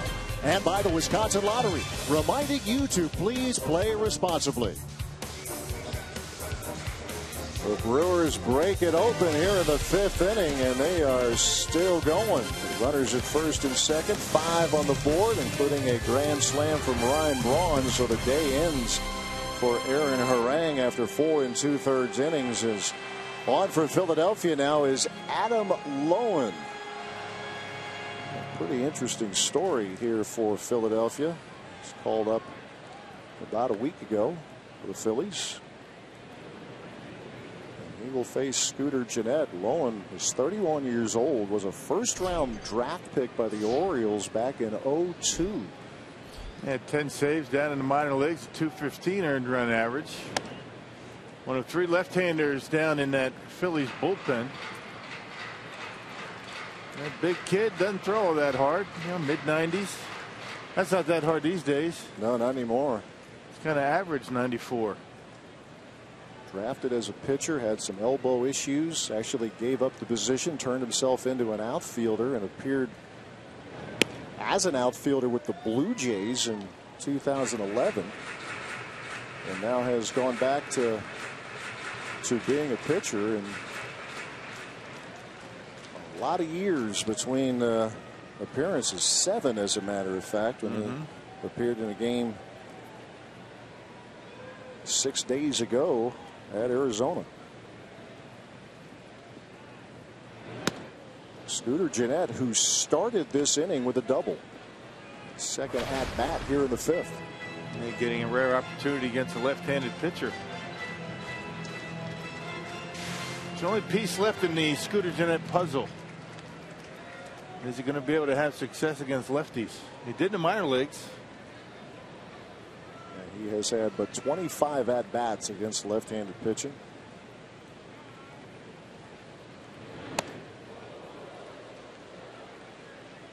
Craig Counsell talking with reporters before the game about Gennett and his development. As Craig says, just you want him to continue to develop as a total player, what he does at the plate. You know he can hit. Obviously, it's almost exclusively against right-handed pitching.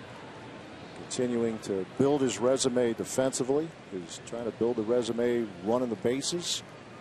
Big night last night, and a great start to this 5th inning here today with that double. Yeah, Brewers came into this inning with 1 hit. Piling them on in this inning. Break through. 3-1 winner on Friday night, 4-2 last night.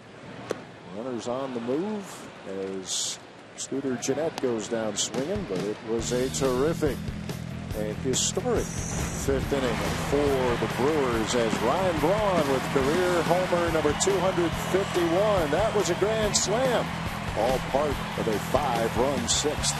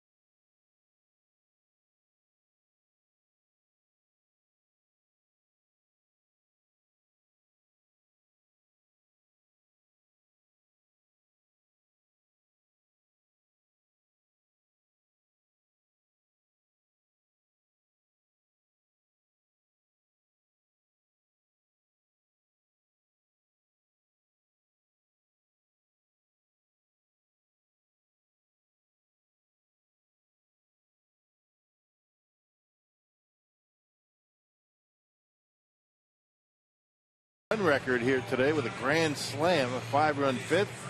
Hey, come out to Miller Park for the final Kids and Seniors Discount Day of the year. This Wednesday as the Brewers square off against the Miami Marlins and all kids 14 and under. And seniors 60 and above save 50% on tickets. For details, visit brewers.com/fan values.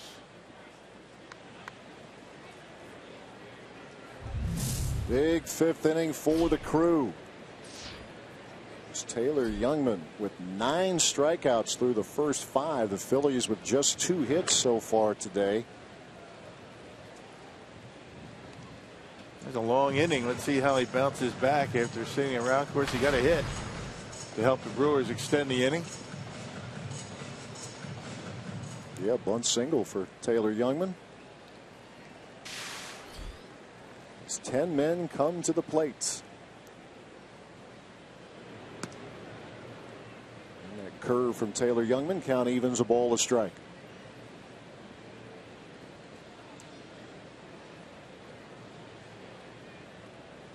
Freddie Galvis, Odubel Herrera, and Ryan Howard in the top half of the 6th.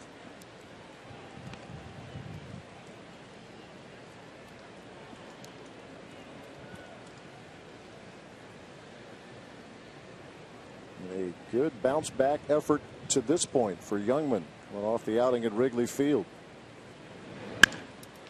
There's a liner to left. Here's Chris Davis laying out, and he makes the catch. Sweet play by Chris Davis out in left. He got a great jump on that baseball. Came in and perfectly timed that leap.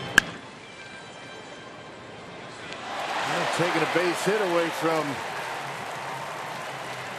the Phillies. There it is. Good look at it. You see him grab it, kind of caress it with 2 hands, and taking away a base hit from Galvis. That's a play if it gets by you. Galvis is still running, but he cradles it. Secures the catch like a wide receiver. Like he's holding a puppy. That's right. And he completed the process of the catch. Perfect. Odubel Herrera. Probably known as much if you just are a general fan of baseball. Herrera made a really nice catch, lost his footing, and was able to secure a catch at the warning track at Wrigley Field that secured the no-hitter for Cole Hamels. Yeah.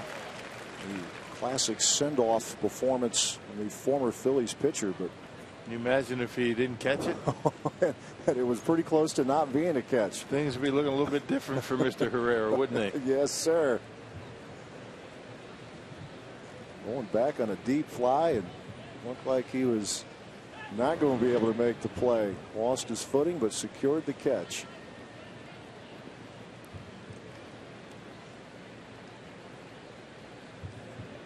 Talking about potential no-hitters today, no more, as the Diamondbacks have not only gotten a hit, but they've scored a run against Shelby Miller. He had a no-no going through 7, but that game now tied at 1. Diamondbacks with a couple of hits. So the no-hitter count holding at 4 here in 2015. There's been a lot of near misses this year. A lot of no-hitters going into the 7th, 8th inning. Yeah. Cubs have only 1 hit so far today. Chris Sale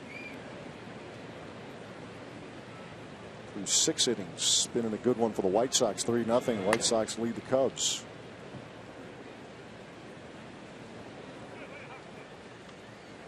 So the White Sox in here back in May. Got to turn back to Clock Field, back to the old American League days for the Crew. Yeah, Chris Sale with 12 strikeouts. Ho hum, right? Yeah, another day. Dan Herron, the starter for the Cubbies. 2-2 the count. Youngman versus Odubel Herrera. Yeah, 12 strikeouts in 6 innings for Chris Sale today. White Sox trying to salvage a game in that series and snap that Cubs winning streak, which is at 9.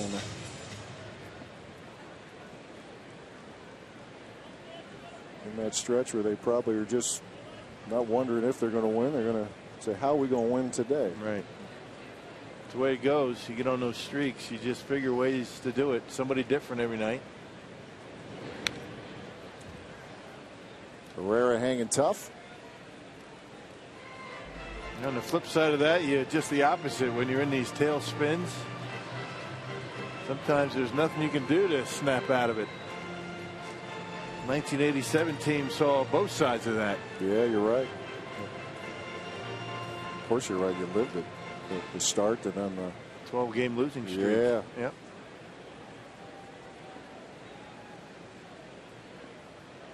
People forget, though, you guys that year, the final couple months, you guys put together some pretty good ball, right? Yeah. There's a fly ball to center. That's Shane Peterson. That is out number 2. Tonight, be sure to catch Fox Sports Live on Fox Sports 1 for complete highlights and analysis of everything that's happened in Major League Baseball today, plus the latest from NFL training camps and the world of sports. Fox Sports Live tonight on Fox Sports 1 and streaming live on Fox Sports Go.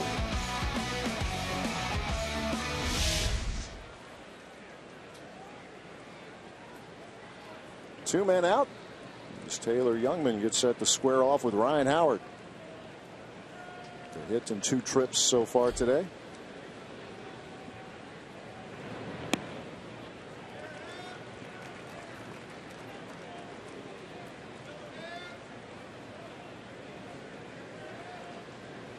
MVP, but you go back to 2006 when Howard won that award. Previous year, he was the Rookie of the Year.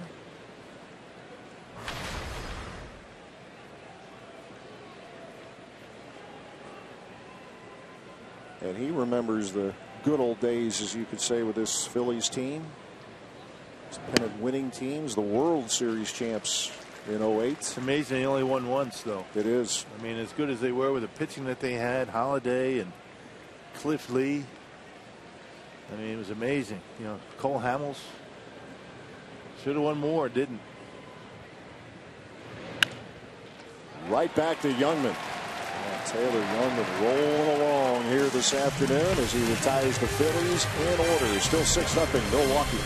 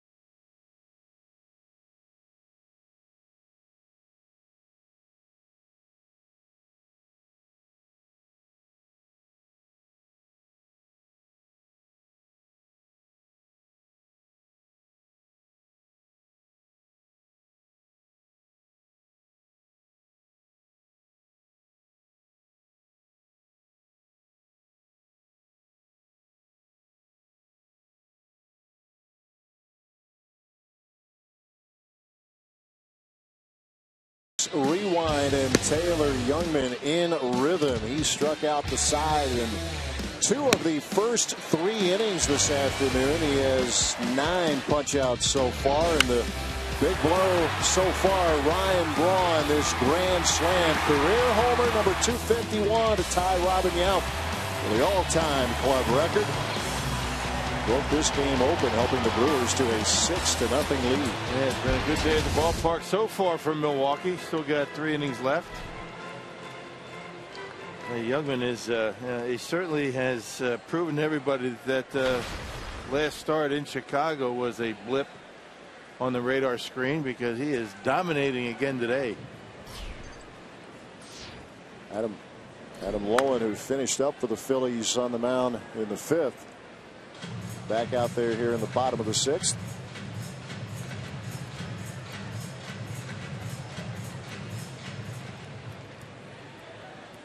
A couple of stints in the Blue Jays organization did Lowen before signing on with the Phillies in April of 2014. A pitcher to an outfielder and back to a pitcher. His 3rd appearance with the Phillies is being called up. He had 60 strikeouts in 46 innings down in the minor leagues. Pretty good. Really good ratio.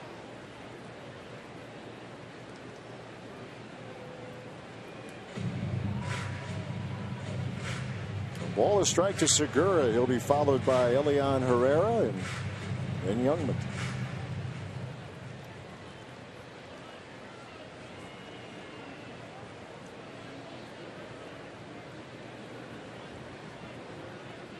The 1-1.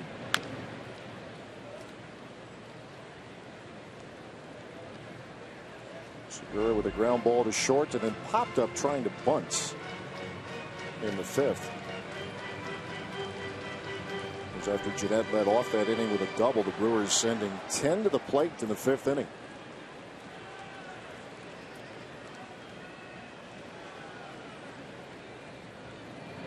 One-two pitch.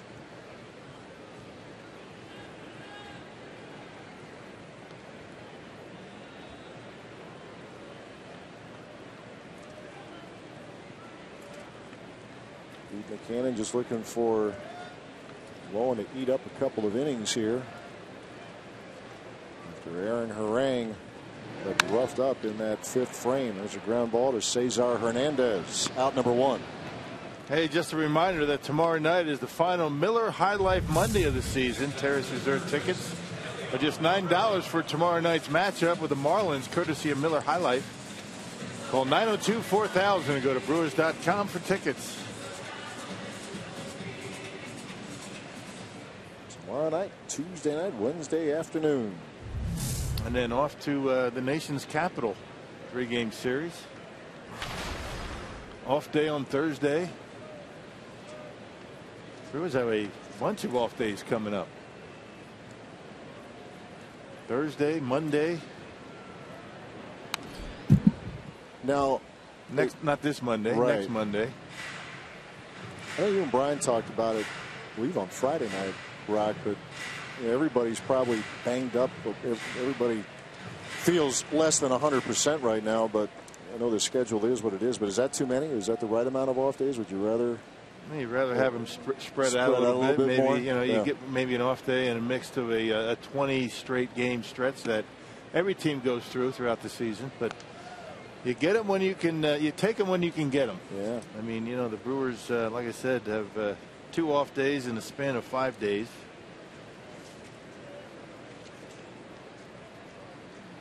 And then after the Cleveland series, they have another off day.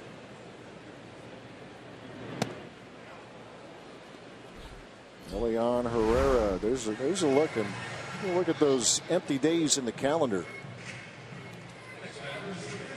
Herrera down on strikes, but that's how it looks. And then when you get into September and you get a little taste of it there, and there will be a couple of exceptions in there, but it is Central Division heavy. 4 off days in 12 days. Yeah, that's a lot. It is. Taylor Youngman.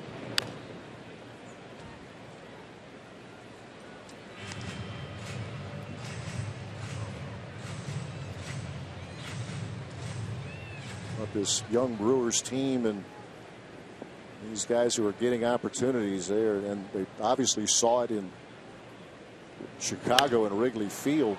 Some lively environments. More where that came from is Taylor Youngman to center field, and a diving catch by Odubel Herrera as he robs Youngman of a base hit. Terrific play by the center fielder as he has to lay out, and he makes the catch. We are through 6.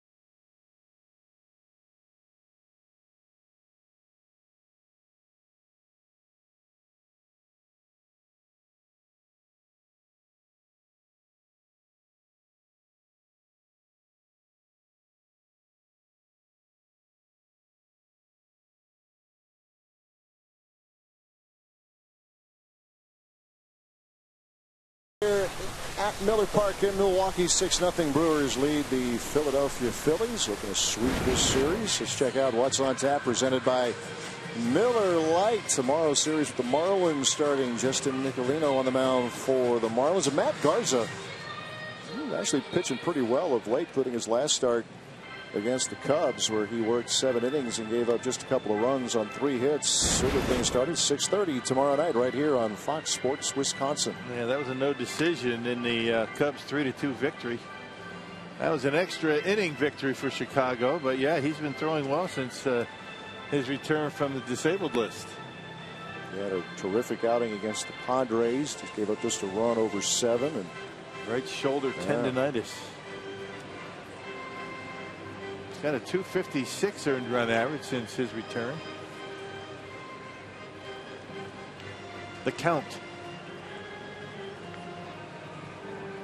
He is the veteran by far now in this rotation for the Crew, as Taylor Youngman pitching like a veteran once again this afternoon. Andres Blanco will lead things off, followed by Dominic Brown and Carlos Ruiz.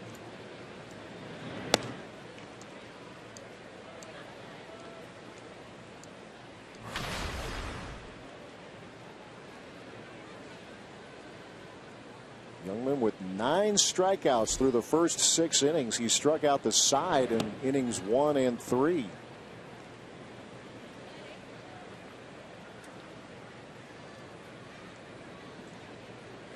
Phillies had a threat in the 4th. Carlos Ruiz a leadoff walk in the 5th, but it's been pretty quiet most of the day here for Philadelphia. Yeah, double barrel action down in that Brewers bullpen right now as his pitch count starts to climb. And behind Blanco, 3-0.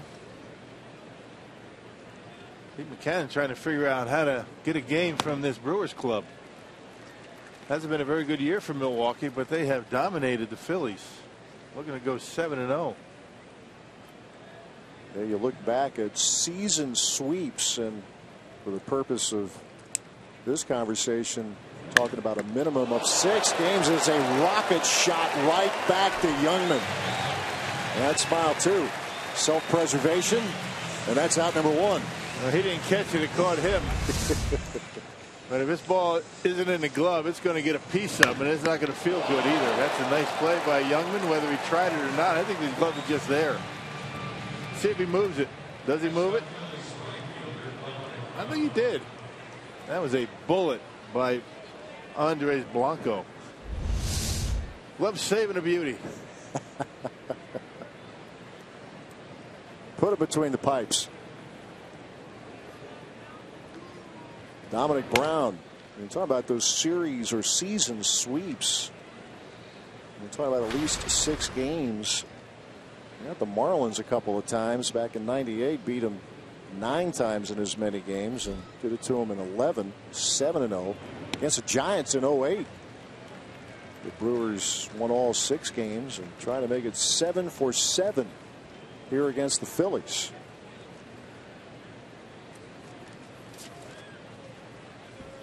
One pitch. Sharply hit the center, and Peterson will play this on a bounce. 1 out, 1 on.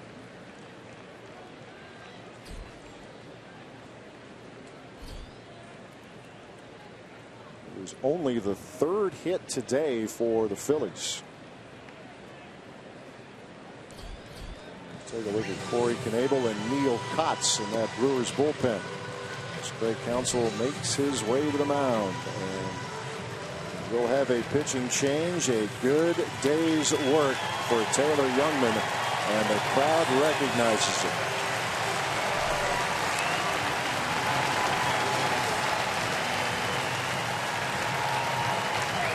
Six and a third of shutout baseball. We continue at Miller Park.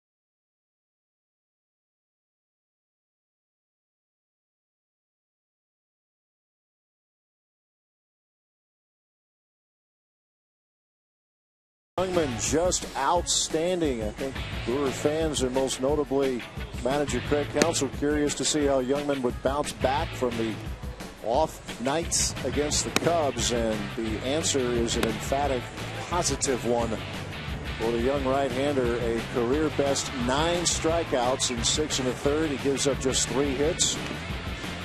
Dominic Brown, the runner at first, would be his responsibility, but Youngman just terrific today. Exactly 100 pitches. Yeah, 2 walks, and he's going to lower that 2.42 earned run average here today. Impressive stuff from Taylor Youngman. Brewers have to feel real good about these 3 young starters. I should say these 3 inexperienced starters. Corey Knebel now on the mound for the Crew. Yeah, good numbers for Corey. Hard thrower, big curveball, and that earned run average in the 360 range. Knebel last pitched on Thursday against the Cubs. Gave up a home run to Anthony Rizzo, but who hasn't? Yeah, Cubs went on a little homer binge and they broke that game open on Thursday. And yes, well documented, Rizzo having a terrific year and has inflicted a lot of damage on the Brewers here so far this year. There's Carlos Ruiz, 1-1 the count, make it 0-2. Drops that curveball in there just like Taylor Youngman. But at about 3 or 4 miles an hour to the fastball for Knebel.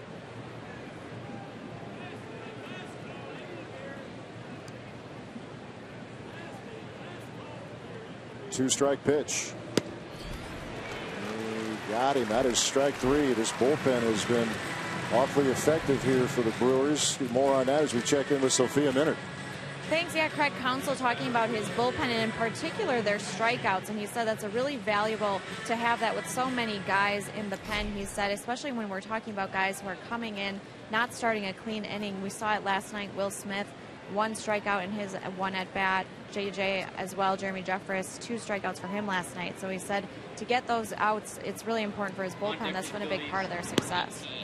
That's right, Sophia. That percentage of strikeouts since the All-Star break by his Brewer bullpen, the best in the National League. And you mentioned that Will Smith strikeout. That came after that controversial overturned call, and the Phillies had 2 runners on, and Will Smith was able to punch out Odubel Herrera. His strikeout number is high, and they have been in key situations. And remember Will Smith last year kind of fizzled out at the end of the year. And keep in mind, that was the first year really he had worked out of the bullpen exclusively. So he learned a lot in the second half last year and certainly has been able to keep it going this year. He's throwing 96. He's throwing fastballs at 96 miles an hour. He did that last night. Let's see Kyle Loesch and Jeremy Jeffress. Loesch has been good out of the pen. When you talk about 2016, I think the Brewers are pretty excited about their pitching staff. Yeah, there are some really good arms starting rotation as well as that bullpen. A ball, 2 strikes to Cody Ashe.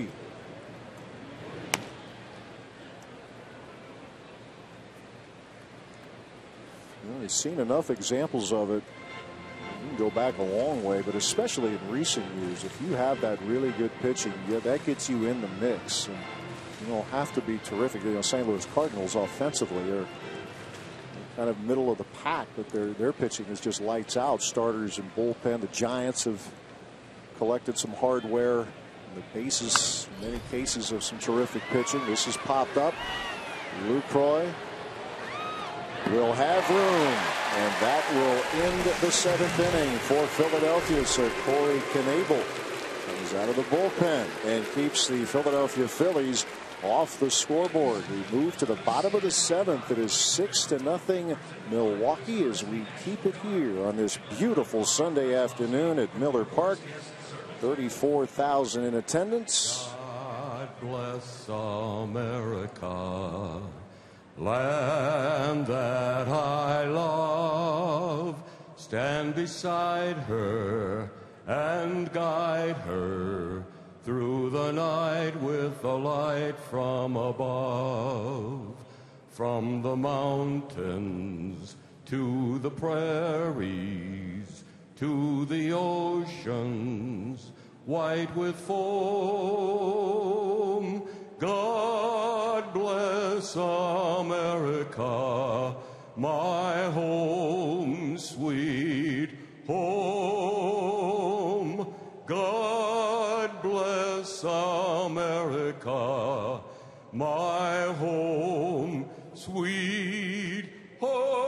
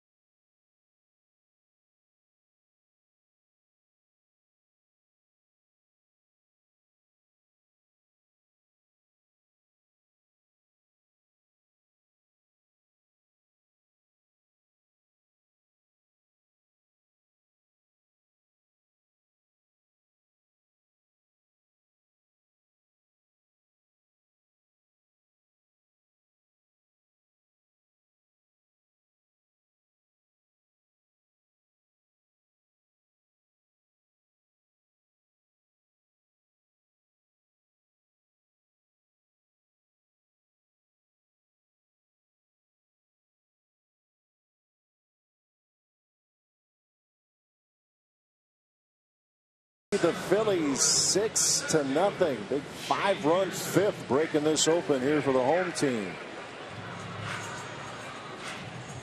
Shane Peterson will lead things off. Peterson, Lucroy, and Braun top of the order here for Milwaukee. Looking for his first hit this afternoon. Adam Lowen still in there for Philadelphia. Came on to finish up the fifth. Aaron Harang started, went just 4 2/3. Lowen finished up the fifth, worked the sixth, and remains in there for Pete McCann's team.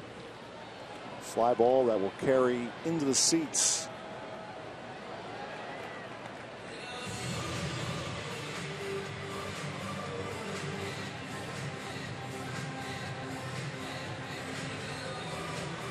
Good hustle right there. Get yourself a souvenir. 1-1 to Peterson.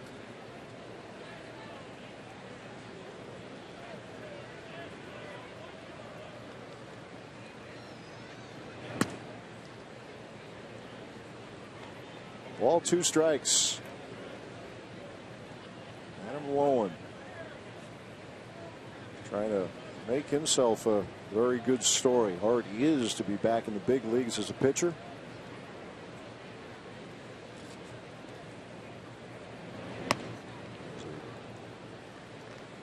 Breaking ball missed upstairs. He was the 4th overall selection back in 2002 was Adam Lowen by the Orioles. Long time. Long time. 31-year-old left-hander.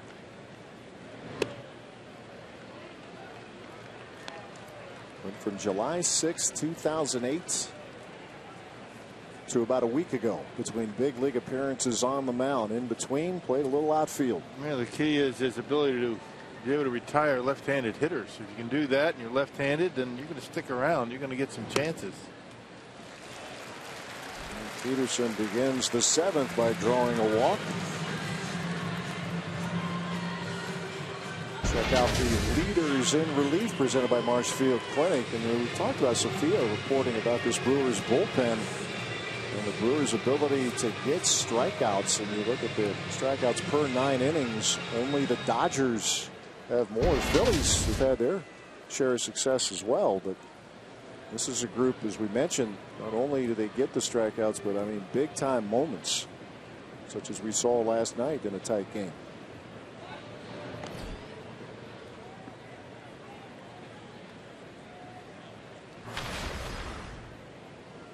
A triple for Lucroy in the first, his second of the year. Yeah, triple and a walk, 2 runs scored. Good day at the plate after a good night at the plate last evening.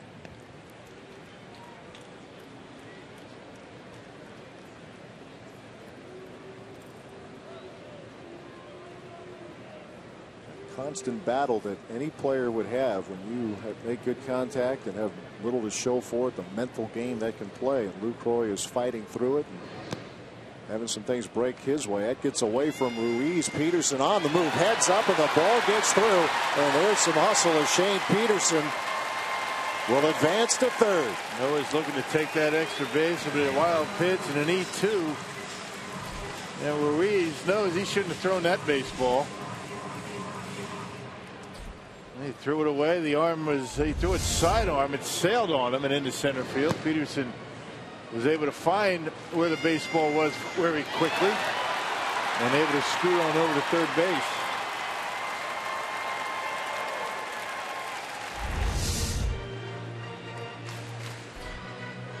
Couple of errors today for Philadelphia. Guilty of 2 errors last night. So RBI opportunity for Jonathan Lucroy. He's driven in 26 on the year. Look out.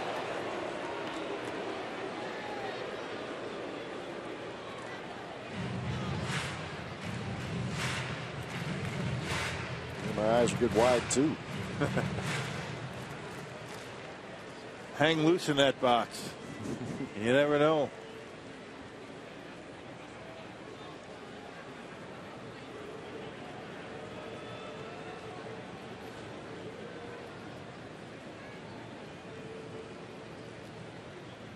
The 2-1.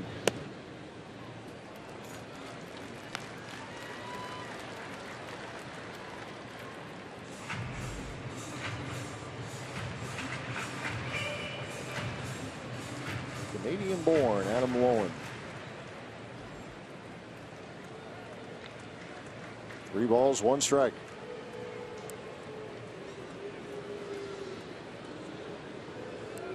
Field creeps in. And Lucroy draws the walk. So Lowen issuing a couple of walks here in the 7th.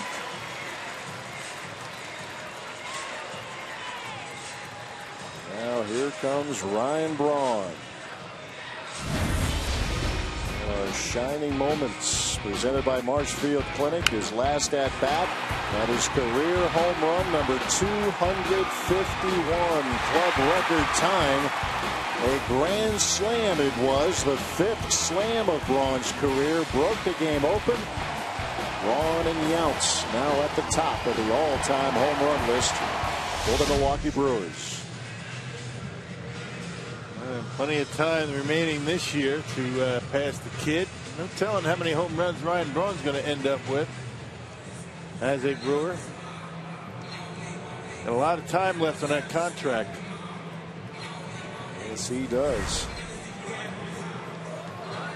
70 RBIs now for Braun to go with the 21 home runs this season.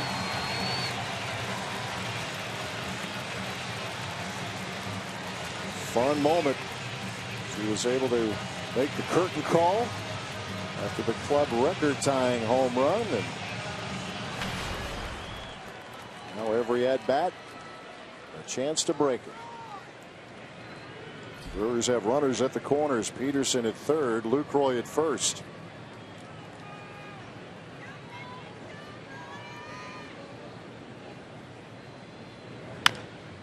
There's a bouncing ball to Freddie Galvis. They're going to the plate. They have Peterson hung up. Ruiz running him back. The rundown is going, and the flip to Lowen, and he'll apply the tag. Out number 1. Peterson got a good break off of third base. This Galvis had it in his mind. It wasn't a double play ball, so he goes home.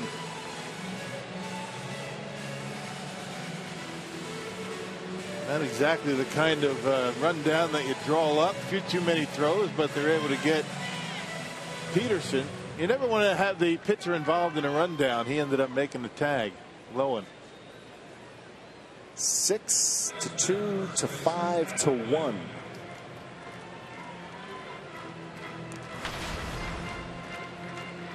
Runners at first and second, one out for Adam Lind.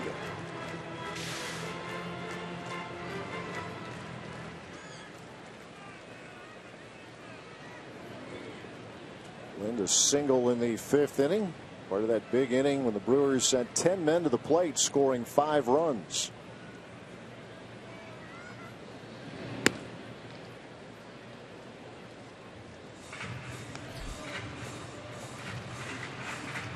Average sits at 280 for the first-year Brewer.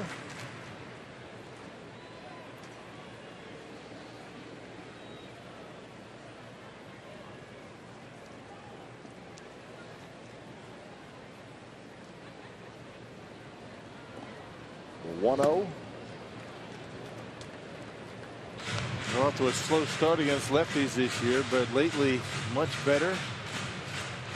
That approach,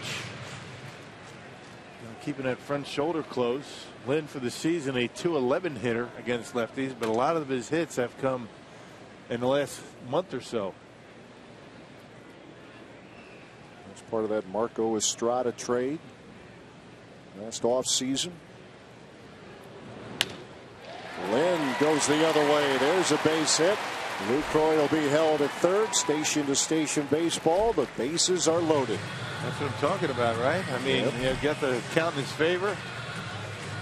Knew he was going to get a fastball. Didn't try and pull it. That's the key for lefties facing left-handed pitchers. Don't try and pull that front shoulder. Watch the way he keeps that front shoulder right there and drives it into left field.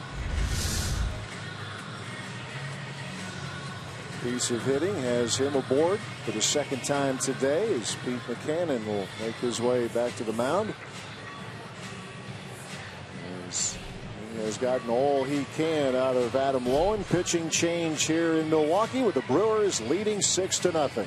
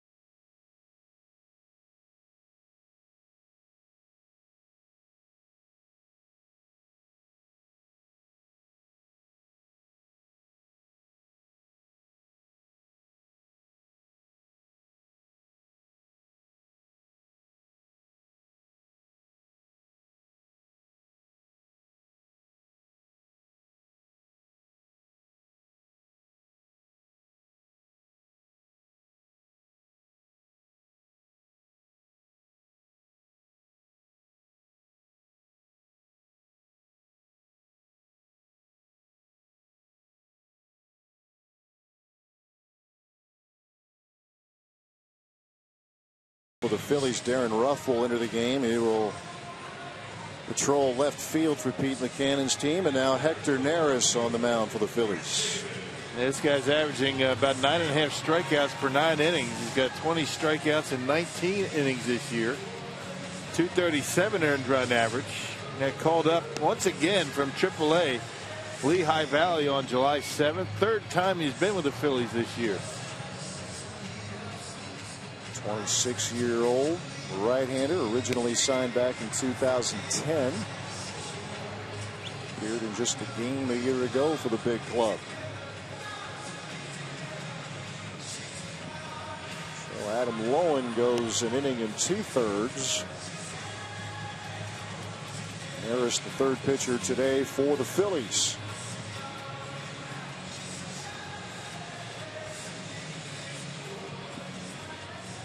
This crowd of about 34,000. A really good Sunday afternoon crowd on a nice hot and humid Sunday afternoon at the ballpark.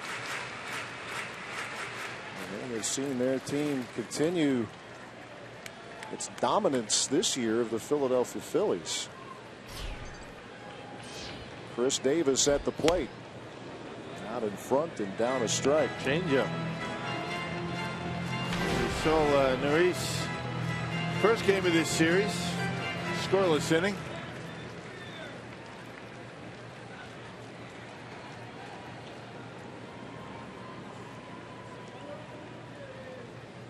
Oh, 1 pitch. Very quickly, it's 2 strikes and nothing to Chris Davis. And you talk about, you could say, okay, you're dominating the Phillies. Congratulations. I mean, a team that's 46 and 71, but this Phillies team really jumped back into a winning groove, or jumped into a winning groove coming out of the All-Star break. Now, they have cooled off here in recent days, but they're still 17 and 9 since the All-Star break. Pete Buchanan, the interim manager. Boa there with him, a long time, one of the all-time names in history of that franchise. This Phillies organization in parts, they're going through a process where they're relying on some younger players, and they've acquired a number of prospects in some of their recent moves. Cole Hamel, Ben Revere moving on, Jonathan Papelbon. Some prospects in return, and maybe some more moves to be made for Philadelphia. Who knows? There's speculation certainly in that direction. They've had some injuries to their pitching staff. Cliff Lee hasn't pitched this year. Chad Billingsley's on the disabled list. They've had to fill in the cracks with some young kids.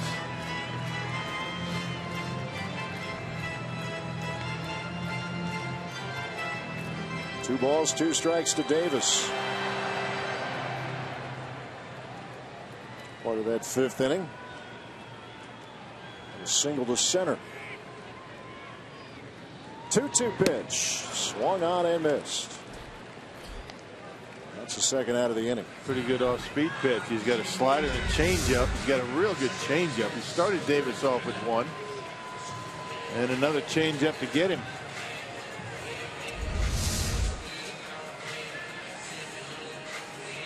Two outs, bases remain loaded for Milwaukee. Scooter Gennett.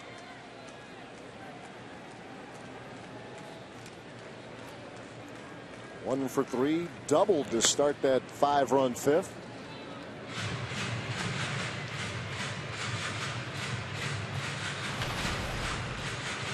Last couple of months after his another brief stay in AAA, 291 since he came back to the big club. The 4-hit night last night for Gennett.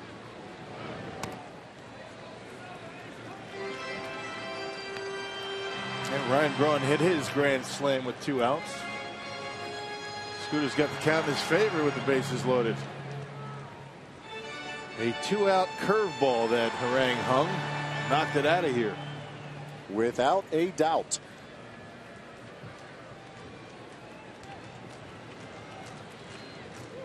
Club record tying home run for Braun. You see what Gennett has done with the bases loaded. And it's 2-1.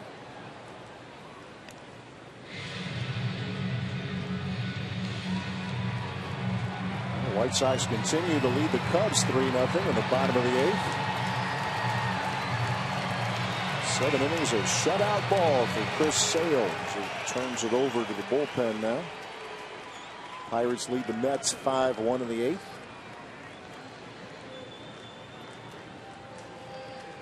Cardinals trailing the Marlins 6-4. There's a line drive to center, but tracking it is Odubel Herrera. That will wrap it up for the Brewers. They leave it loaded, but they still lead 6-0.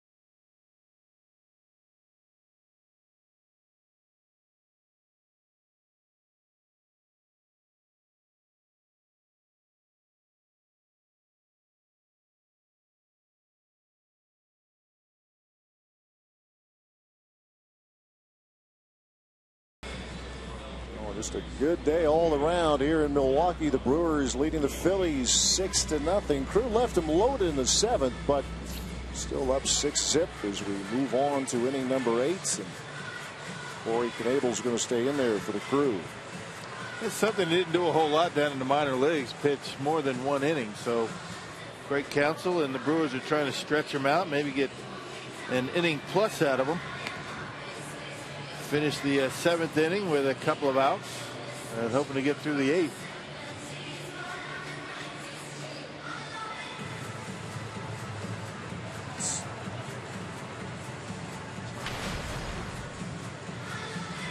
Darren Ruff will be leading things off, and then as part of that double switch, playing left field now for the Phillies.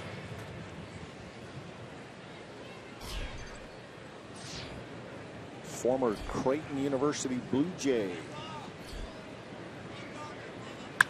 First pitch swing and a liner to center, and tracking it is Shane Peterson for out number 1. Let's check in again, with Sophia Minutes.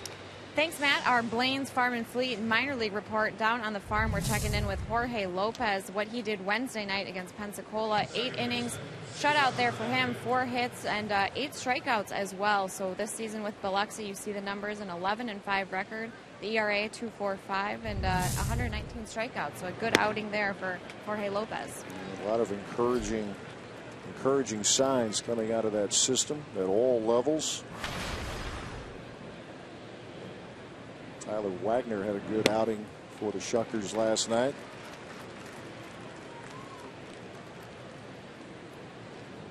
A number of very promising players in this system.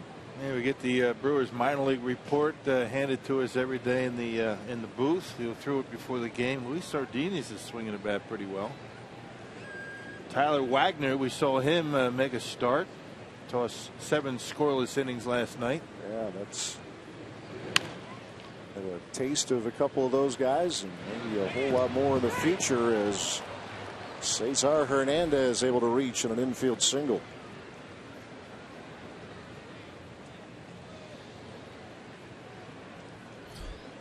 Well, Wagner's effort scattering 6 hits, struck out 4. The right-hander with an ERA now of 2.33.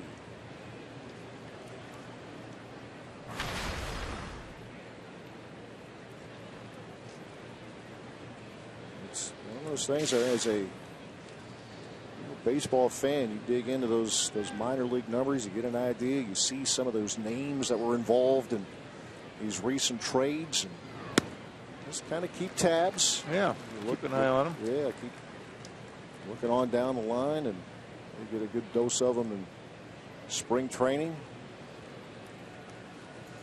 It's Freddie Galvis.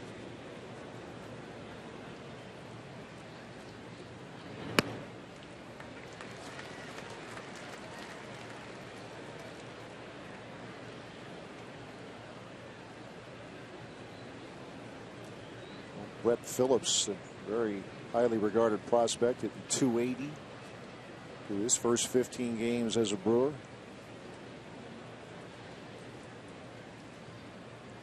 Part of that Carlos Gomez, Mike Fiers trade. There's a bouncer to Knebel that he drops, but he'll be able to gather. He won't get the double play, but he'll get the out at first. 2 away.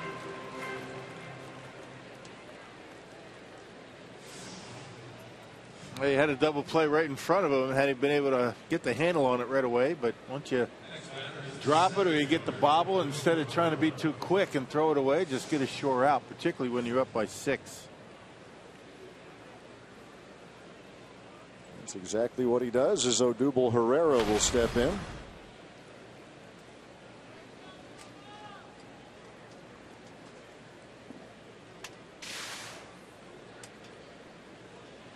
Move him various parts in the lineup, but he's putting up some pretty good numbers here. 23-year-old Venezuela.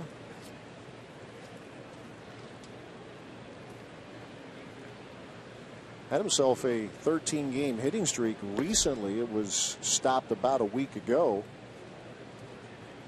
Among rookies, only Chris Bryant of the Cubs has had a better one, and that was just by a game.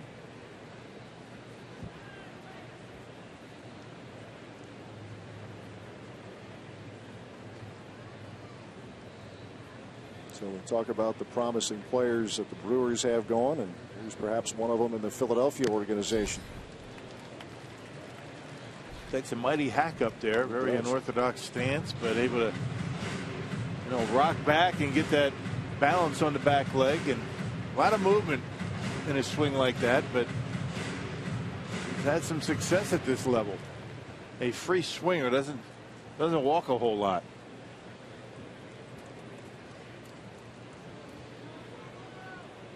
It has a few things going on in there.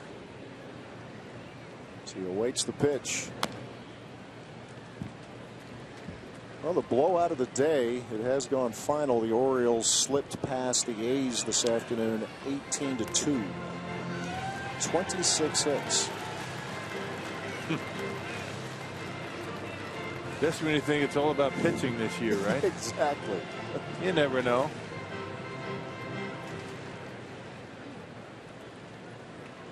Mariners lead the Red Sox 8-7. We mentioned that because the Red Sox have really had the hit parade going. 15 runs on Friday night and 22 yesterday afternoon.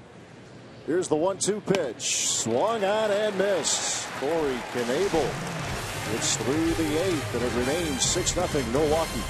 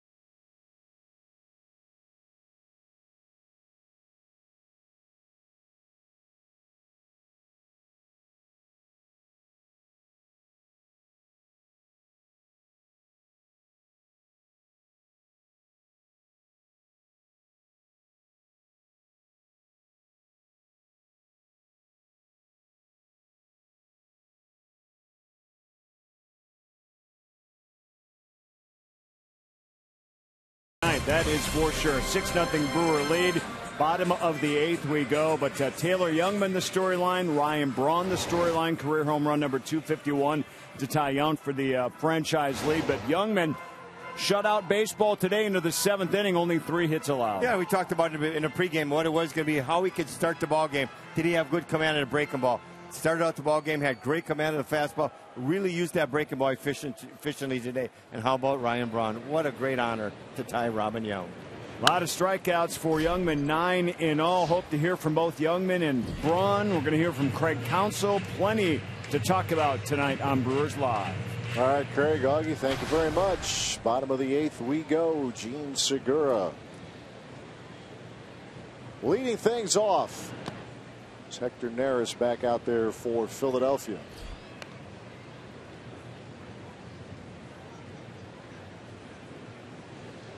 Came on in the 7th and struck out Chris Davis and got Jeanette to line to center with the bases loaded.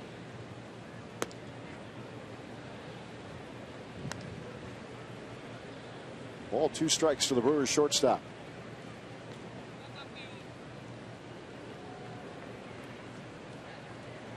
Three with the Marlins coming up, and then a long stretch without going onto an airplane. Stepping onto an airplane will come to an end. That is probably as long a stretch as you can remember without making a trip to the airport. No doubt. A lot of years in baseball and never gone, was it 3 weeks without jumping on an airplane? That's very unusual. Stretch of 17 out of 20 at home, and of course the 3 on the road were at Wrigley Field.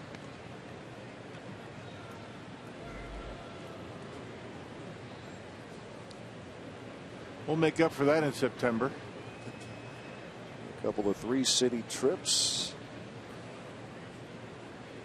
They're talking about all the off days for the Brewers. They have 4 coming up in a span of 12 days, but then in September only 2 off days. You're right.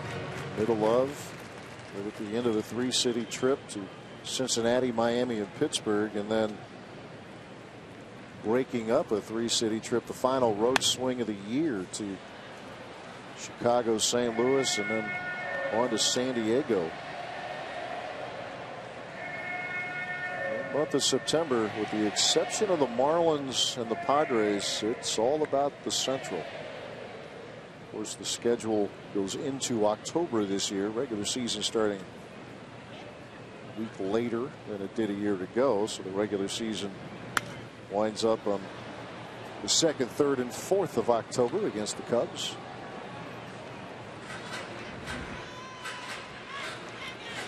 Some of these young Brewers who are trying to show well here down the stretch, they'll get that atmosphere, that probably that postseason feel. They had it at Wrigley Field. You figure with the trips coming up again to Chicago, St. Louis, and Pittsburgh. Some of these guys have had it before, but it's a new thing for others. There's a fly ball to right. Dominic Brown handles it for the first out. You go through a progression in your big league career. Initially you're just glad to be in the big leagues. You just hope to stick around. The Brewers have got a few guys like that, this year. But you really can't really get your career going too much until you get over that and you know that you belong in the big leagues. And that involved in that is not just playing, but getting used to the travel and how to handle yourself off the field. But sometimes it takes guys a long time. You get guys bouncing back and forth all the time. They're just happy to be in the big leagues, and you don't want too many of those kind of guys on your team. Yeah. I don't think Herrera's in that group. No, he's happy and productive when he's here. Exactly. He's got that big old smile on his face, right? He's like, been let's around. go. He's been around enough that he's happy to be in the big leagues, but he's over the whole thing where that's the only thing he cares about, just being here. Well, I have to think that the adjustment, after years of however many years it is for a given player, you're riding the buses and you have the real challenging travel. Jason Rogers, his taste here in the big leagues again. Now you're flying those nice planes and staying in the really good hotels. Herrera goes down swinging. Meal money's nice. It's not bad. Over $100 a day. Yeah. You know, you're a lot hungrier when you're in the big leagues. You know, that's why they give you so much. Man's got to eat. Well, in all honesty, I mean, the cities are a little bit more expensive, you know, in the major leagues than they are down in the minors. I mean, you go to Biloxi, you know, not near as expensive as going to New York City. True. Like a hamburger and a soft drink. That'll be $30, please. Pitching change here in Milwaukee. 6-0 home team.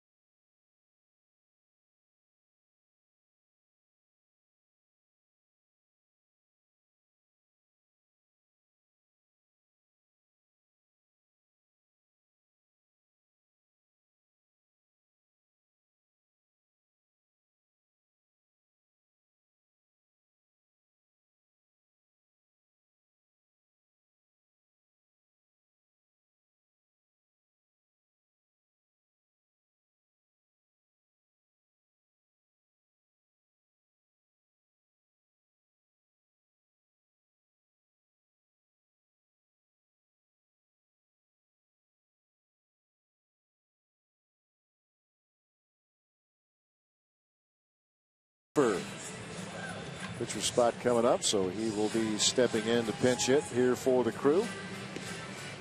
There's 2 men out and the base is empty. The Phillies making a pitching change here as Hector Neris does his job, and now Cesar Jimenez, left-hander, on the mound for Philadelphia.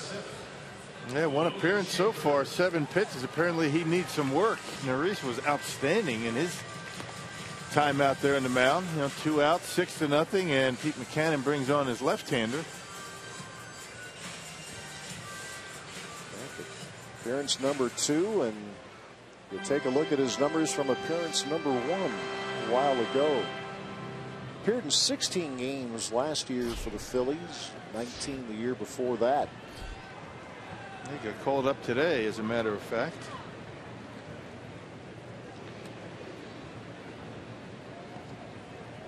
Lefty versus lefty with 2 men out here in the bottom of the 8th inning.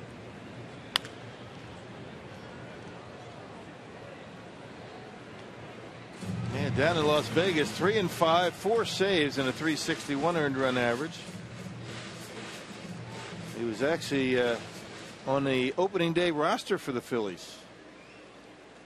Just not for long. No. April 12th was designated for assignment. Went down to the minor leagues, but he's back. Originally signed with the Seattle Mariners back in 2001. 30-year-old non-roster invitee. Phillies spring training camp last year.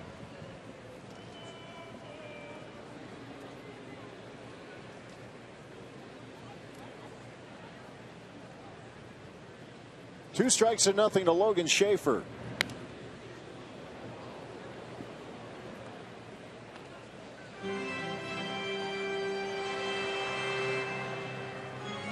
Brewers looking to close this one out, complete the series and season sweep of the Philadelphia Phillies.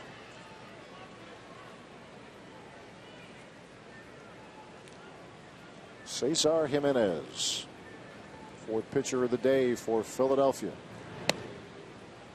Aaron Harang, who started, gave up a run in the first and then was on a bit of a roll. He had retired 8 straight. And then the 5th inning happened when the Brewers sent 10 to the plate, scoring 5 times. The big blow, the Ryan Braun grand slam. Career homer number 251 to tie Robin Yount for the club record. Yeah, Brewers batted around in the 5th inning. That's pretty much all they needed today so far. Big day for Braun.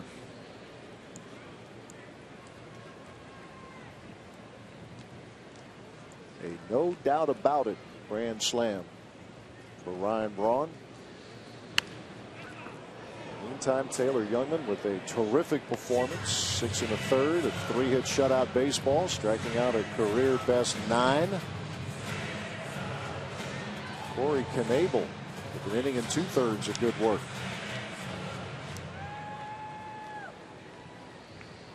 And Philadelphia offense has been shut down today and has been kept very quiet all weekend long. There's a soft liner to second. Hernandez will squeeze it, and that ends the 8th inning. Move to the 9th with the Brewers leading 6-0.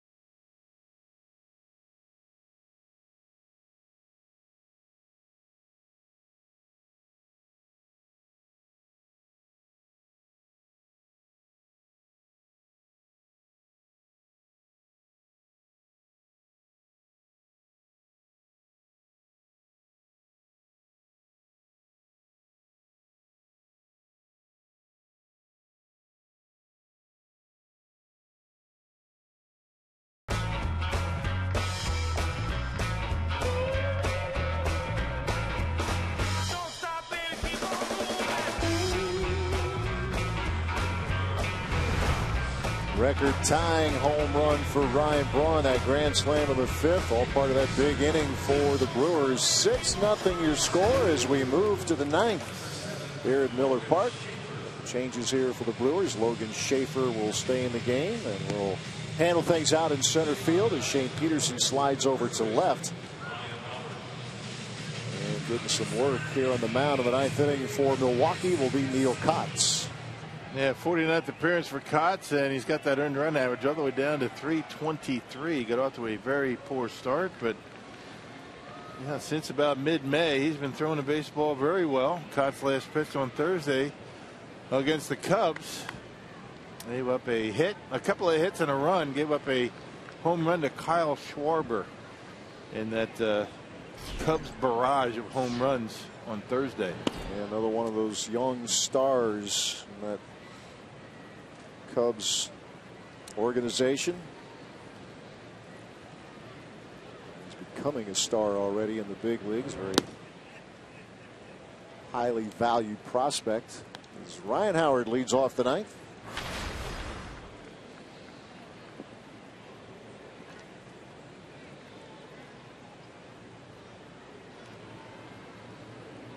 Hit his first trip, but has been quiet since this afternoon.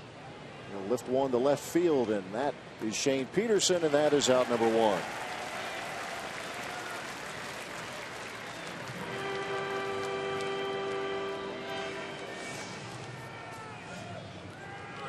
Bring Andres Blanco to the plate. And we talk about bounce back performances, and that certainly qualifies over a much longer stretch. Rock, as you mentioned with Kotz, that was a rough start. Touched up in some of those early outings, but he has really gotten things back in order as this season has moved along. Lower than that ERA, that long stretch where he was unscored upon. Veteran left-hander looking to finish this one off this afternoon.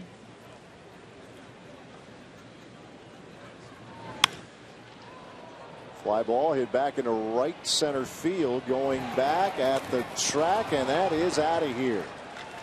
Andres Blanco, opposite field home run. 4th big fly of the year for Blanco, and that gets the Phillies on the board. Yeah, Blanco was swinging the bat pretty well today. Remember, he hit that line drive back to Taylor Youngman that he snared. Also walked, taken out into the opposite field, showing some pretty big power to right center.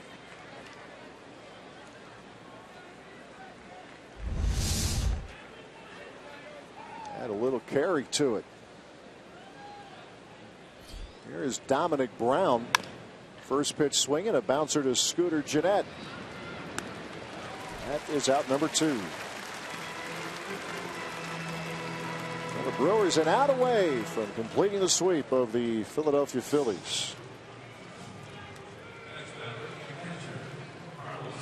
Carlos Ruiz stands between Neil Kotz and wrapping up this game.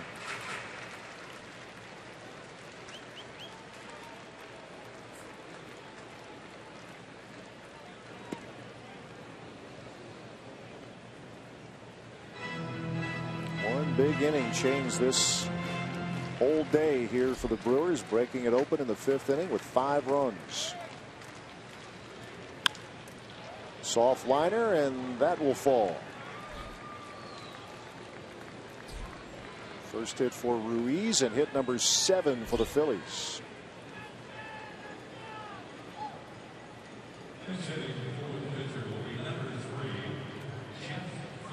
Jeff Francoeur. It's actually hit number 6, I should say, for the Phillies. Jeff Francoeur on the pinch hit now.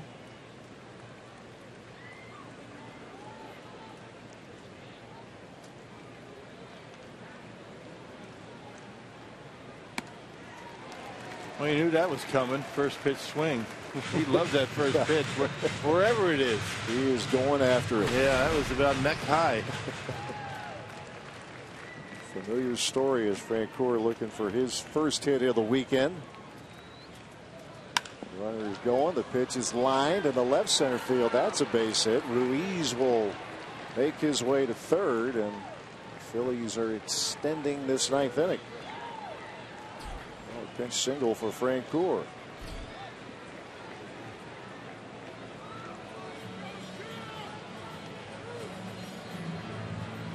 And just in case, or maybe not even. Well, first we'll see Rick Kranitz, pitching coach. One more base runner. It's going to be a save situation. Yeah, you're right. 5-run lead. That's why you have K-Rod up. Rick Kranitz wants to have a chat with his left-hander.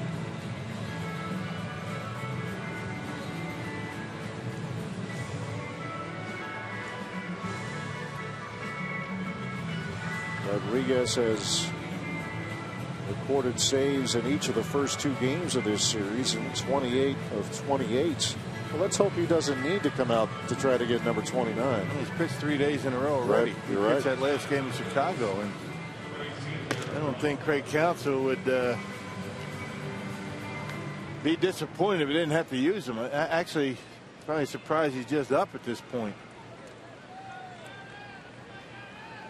Darren Ruff.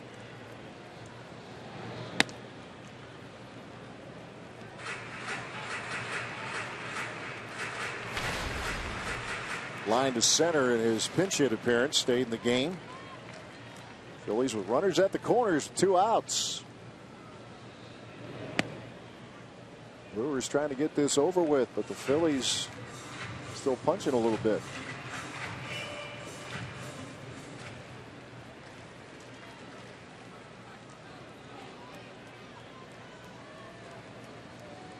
Two balls, no strikes.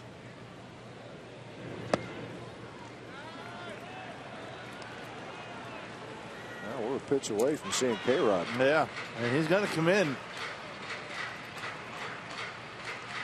You don't have him warm up unless he's going to come in a save situation and one more ball. And that's what it is. Here it comes. A 4-pitch walk.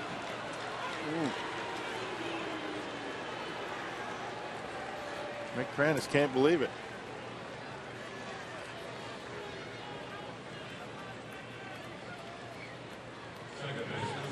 And here comes Craig Counsell. And no, he would rather not. And he was going to have to go to his bullpen and call on Francisco Rodriguez. Yeah, not good when you come in a 6-0 game and you force the closer to come in. Never a good situation. A break in the action with the Brewers trying to finish off this bad boy, leading by 5.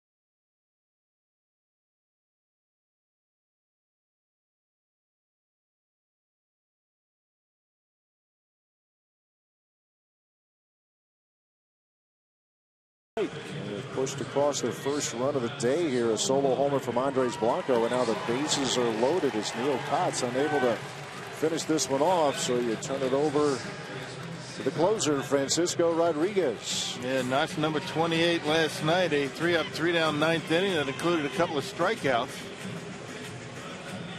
Well, you go back to last year, 33 consecutive save chances he'd been able to nail down, 49 punch outs, and a little over 42 innings of work, and just needs one out to nail down number 29.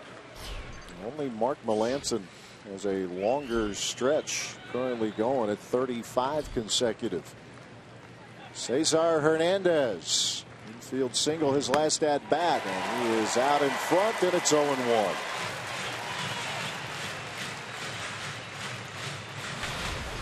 Rodriguez wants to say enough is enough.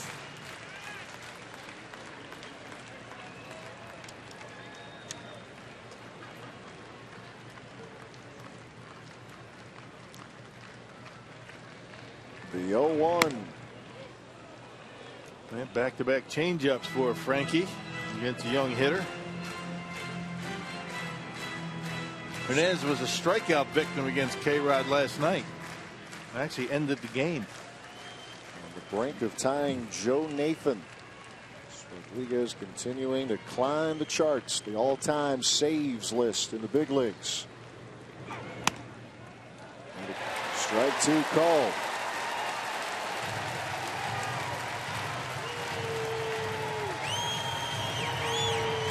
A dose of changeups here. 1-2 to count on Hernandez.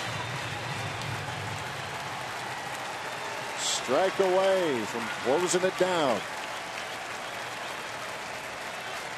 Francisco Rodriguez ready with a 1-2 pitch.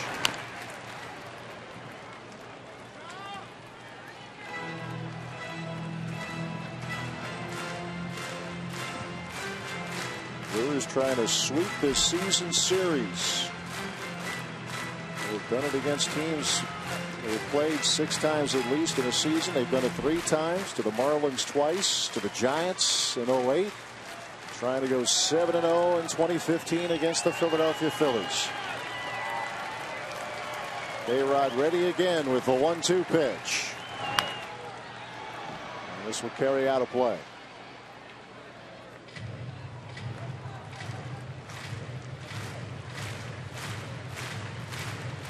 Big blow of the day, a Ryan Braun grand slam in the 5th.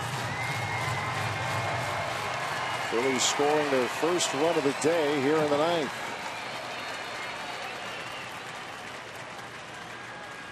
This Miller Park crowd ready to see Francisco Rodriguez put it into it.